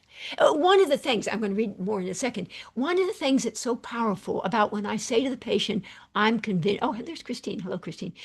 When I say, I'm convinced that, I am sort of forcing patients to put into words the goddamn entrenched narratives that have been the dominant attractor state, and not a good one, for the way they've lived their lives. So you sort of make them put into words in a way that they hadn't really tended to. And I certainly know that when I'm wearing my hat for models 1, 2, 3, 4, and over the course of a session, I wear 6 different hats. But if I have my 1, 2, 3, 4 hat on, then I'm never busy saying, well, how about repositioning yourself in relation to the traumatic experience, and let's envision some alternative possibilities. So, what if we were to challenge the narrative certainty with some thought experiments? I don't do that. But in Model 5, I do that. And so far, it's really been interesting. And one patient, for example, said, she found herself as I was sort of pressing her with, but what if, or although I'm convinced that, but what if, then maybe, although I'm convinced that, but what if, maybe. She said, oh my God, I'm just feeling this increasing pressure inside, and really rushed and sort of like kind of panicked a little bit and like emotional overwhelm. And then we talked about it and agreed, quite frankly, that's the way she lives her life. That's the way she lives her life. And she found herself, that feeling state, the affective resonance, that's indeed what she was finding reawakened as I was pushing her through the steps. But later she got in touch with me and said it had actually been quite interesting. And though there was an initial sort of a jolting, like, oh my God, like a new way of sort of positioning yourself, at least for the moment. You got to keep doing it to reinforce it, obviously. Neurons that fire together, wire together. Okay, good. So Gina here, I'm thinking of young children, young people, and how powerful it can seem when they are rigidly attached to imagining their own failure, fueled by their fear and past experience, and how, when I guess they were very, very young, and how hard it can be to support them to introduce doubt and uncertainty. Yeah, unless maybe in displacement with play therapy, I'm thinking, to wobble their personally convinced self-narrative. Any suggestions? Yes. I'm a child psychiatrist trained in child work, 2 years child fellowship at Mass Mental, and loved working with kids. But I haven't taken on anyone new for so long now that the children I used to work with are now not only grown up, but they're parents and even almost grandparents. So I'm not actively working with children anymore. But one of the things I used to love working with children is the squiggle game and through displacement. So a story I tell is there was a red, I don't know, I don't know the names of animals, like a crocodile or alligator. Living in Florida, as I do sometimes, I should know the difference between an alligator and a crocodile. But anyway, it was a red thing with a big mouth and teeth, whatever. And then there was a bear. And I think I was the bear, brown bear. And then she was the red thing with the teeth, the little girl. She was 7 or 8. And she had a lot of trouble. She was furious at her mother. But she, of course, never said she was angry with her mother. That's not, no, she didn't do that. But anyway, so we're doing play. So I'm the brown, here on the left hand, I'm the brown bear, and she's this red thing. And so she starts at my brown bear, and she starts biting on it. That's fine, that's good, it's in displacement. Then she stops for a moment and she says, she said, are you maybe my mother and I'm me? And I said, probably. She said, okay. I hate you, I hate you, I hate you, I hate you, I hate you, I hate you. That's a real story. And it's sort of like in displacement.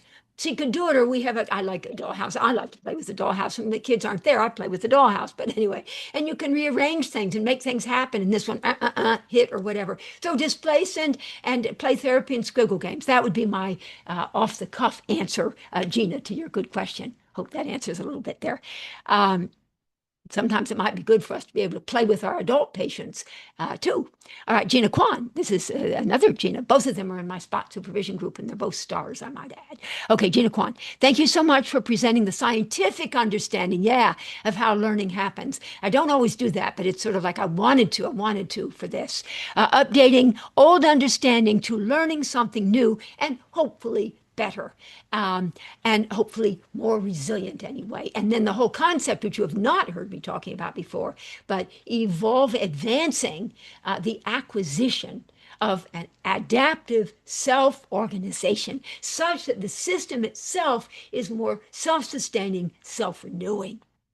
I wonder if current interests in waking dreams and making use of enactments is a way of transforming something old to something new and better in the current therapeutic relationship. Yes, yes, through dialogue and acting out the contrast between old, bad, and new experience within the therapeutic encounter. Yes, and I was in for many years, 15 years, on Monday evenings once a month.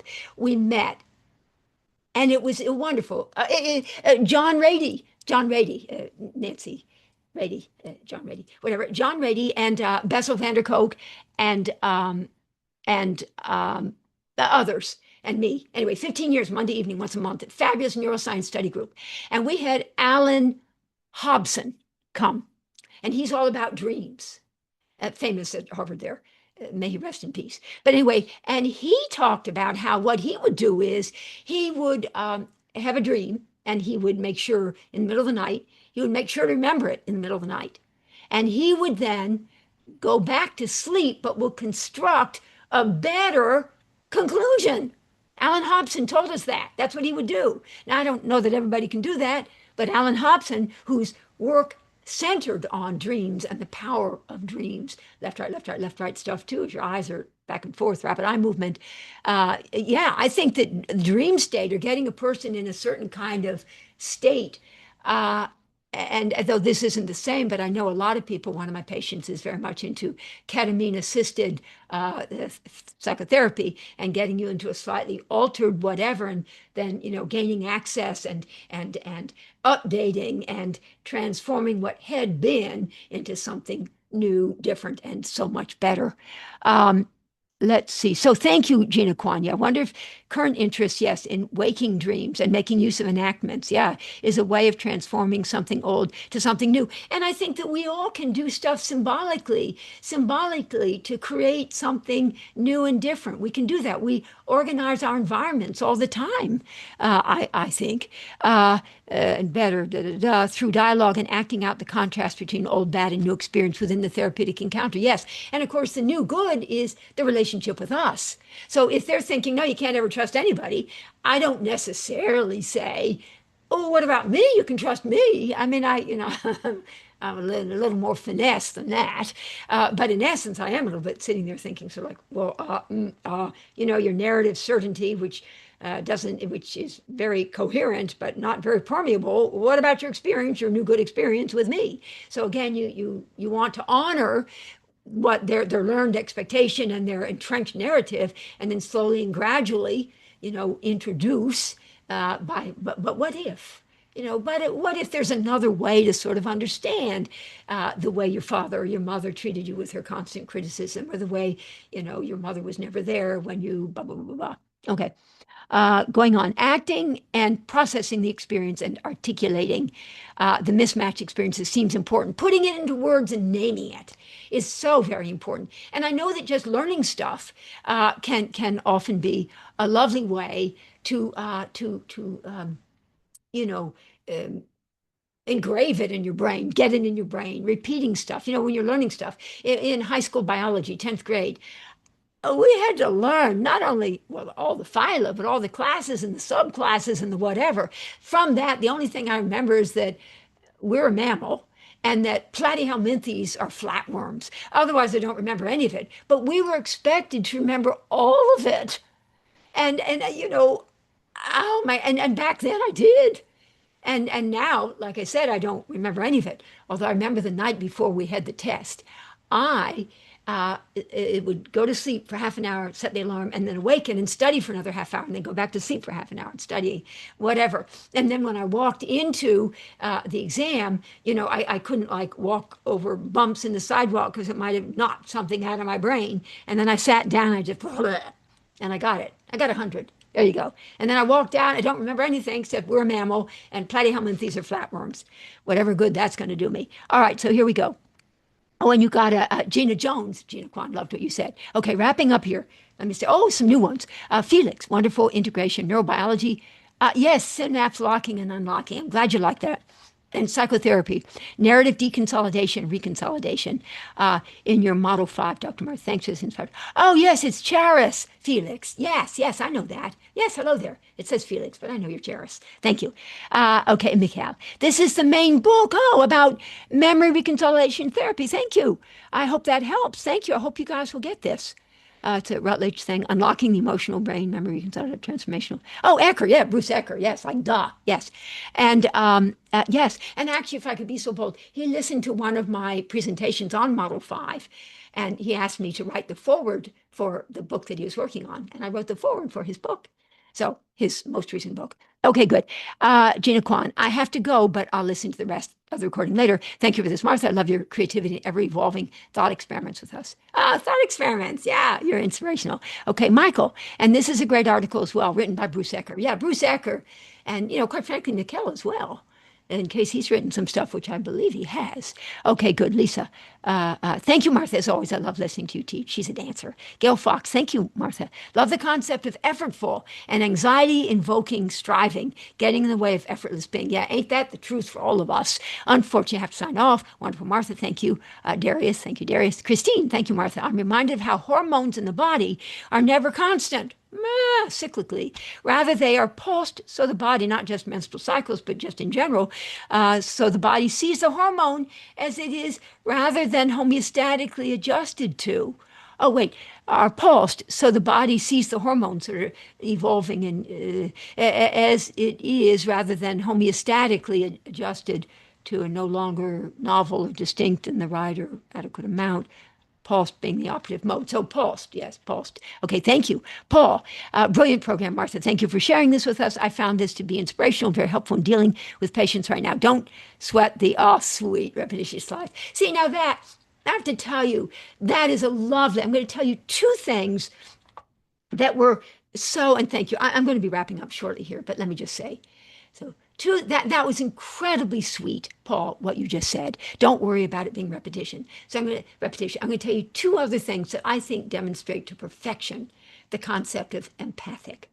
So I sent out to people, and some of you would have seen it because it was the second email you would have gotten that said, if you want to sign in a little early, please do, because I'm a little anxious about technical difficulties that I might have with trying to, share my screen.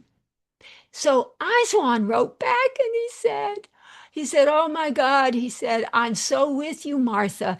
That's why when I do my presenting, I have a whole team of people supporting me and backing me up.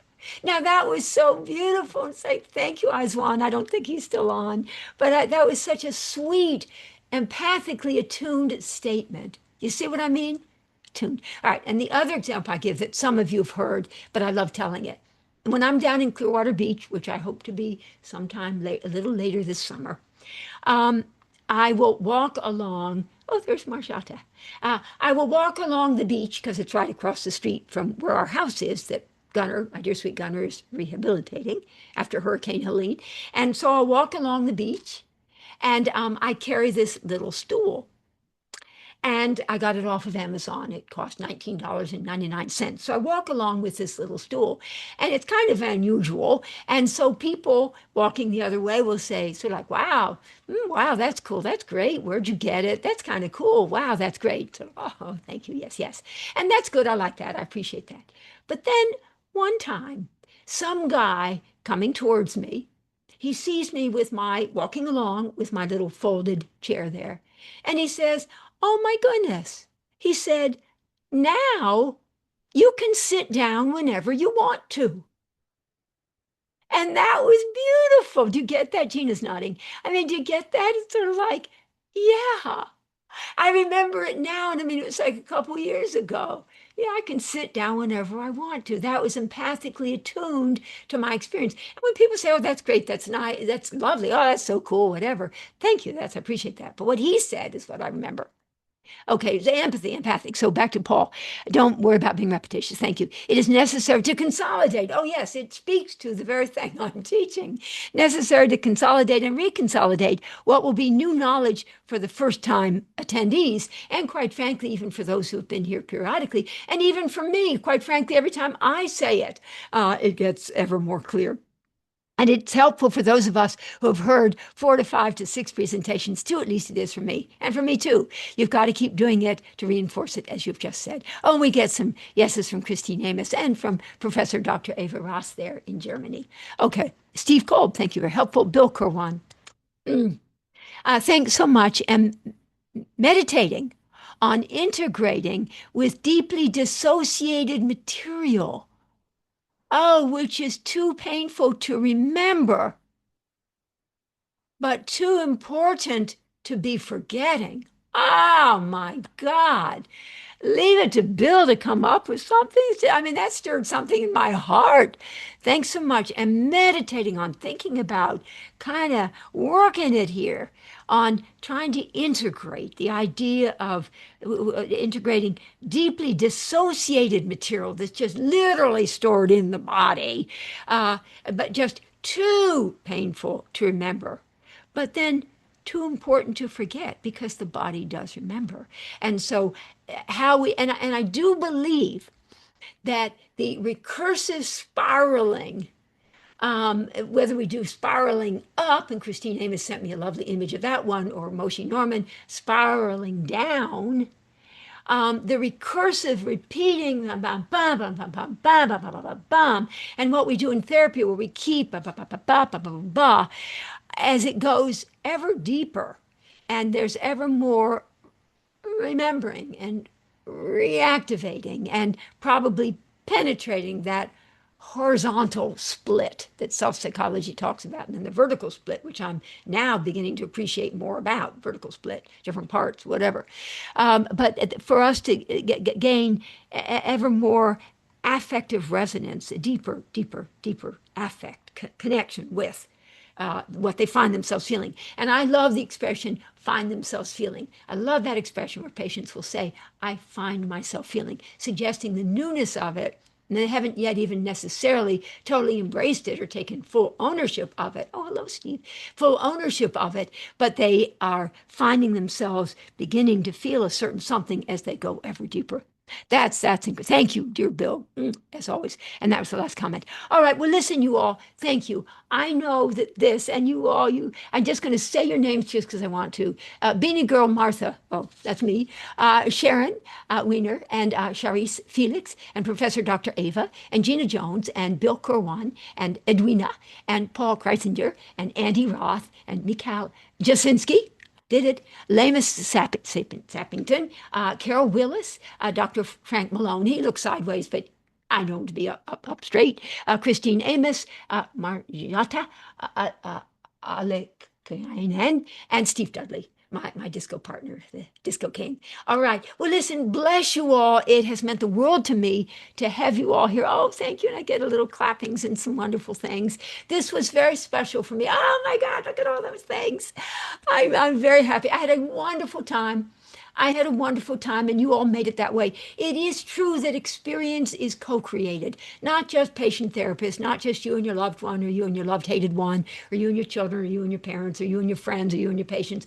But it's sort of like all experience is co-created. You never solo here. Dancing, it's co-created. It's all co-creation, and you guys enabled me to be at my best, if I could be so bold. I really appreciate that because I knew I was surrounded by love and the conditions were here for there to be the emergence of possibilities. So I thank all of you. Tomorrow, Friday, you all will receive access to the recording. And anybody who wants to join my entirely free spot supervision Zoom sessions, just email me. You can be as much or as little involved as you might want to be. And I see all of you who are still here, and it means the world to me. And you're all smiling, and I appreciate it deeply. All righty. Bye-bye. Bye-bye.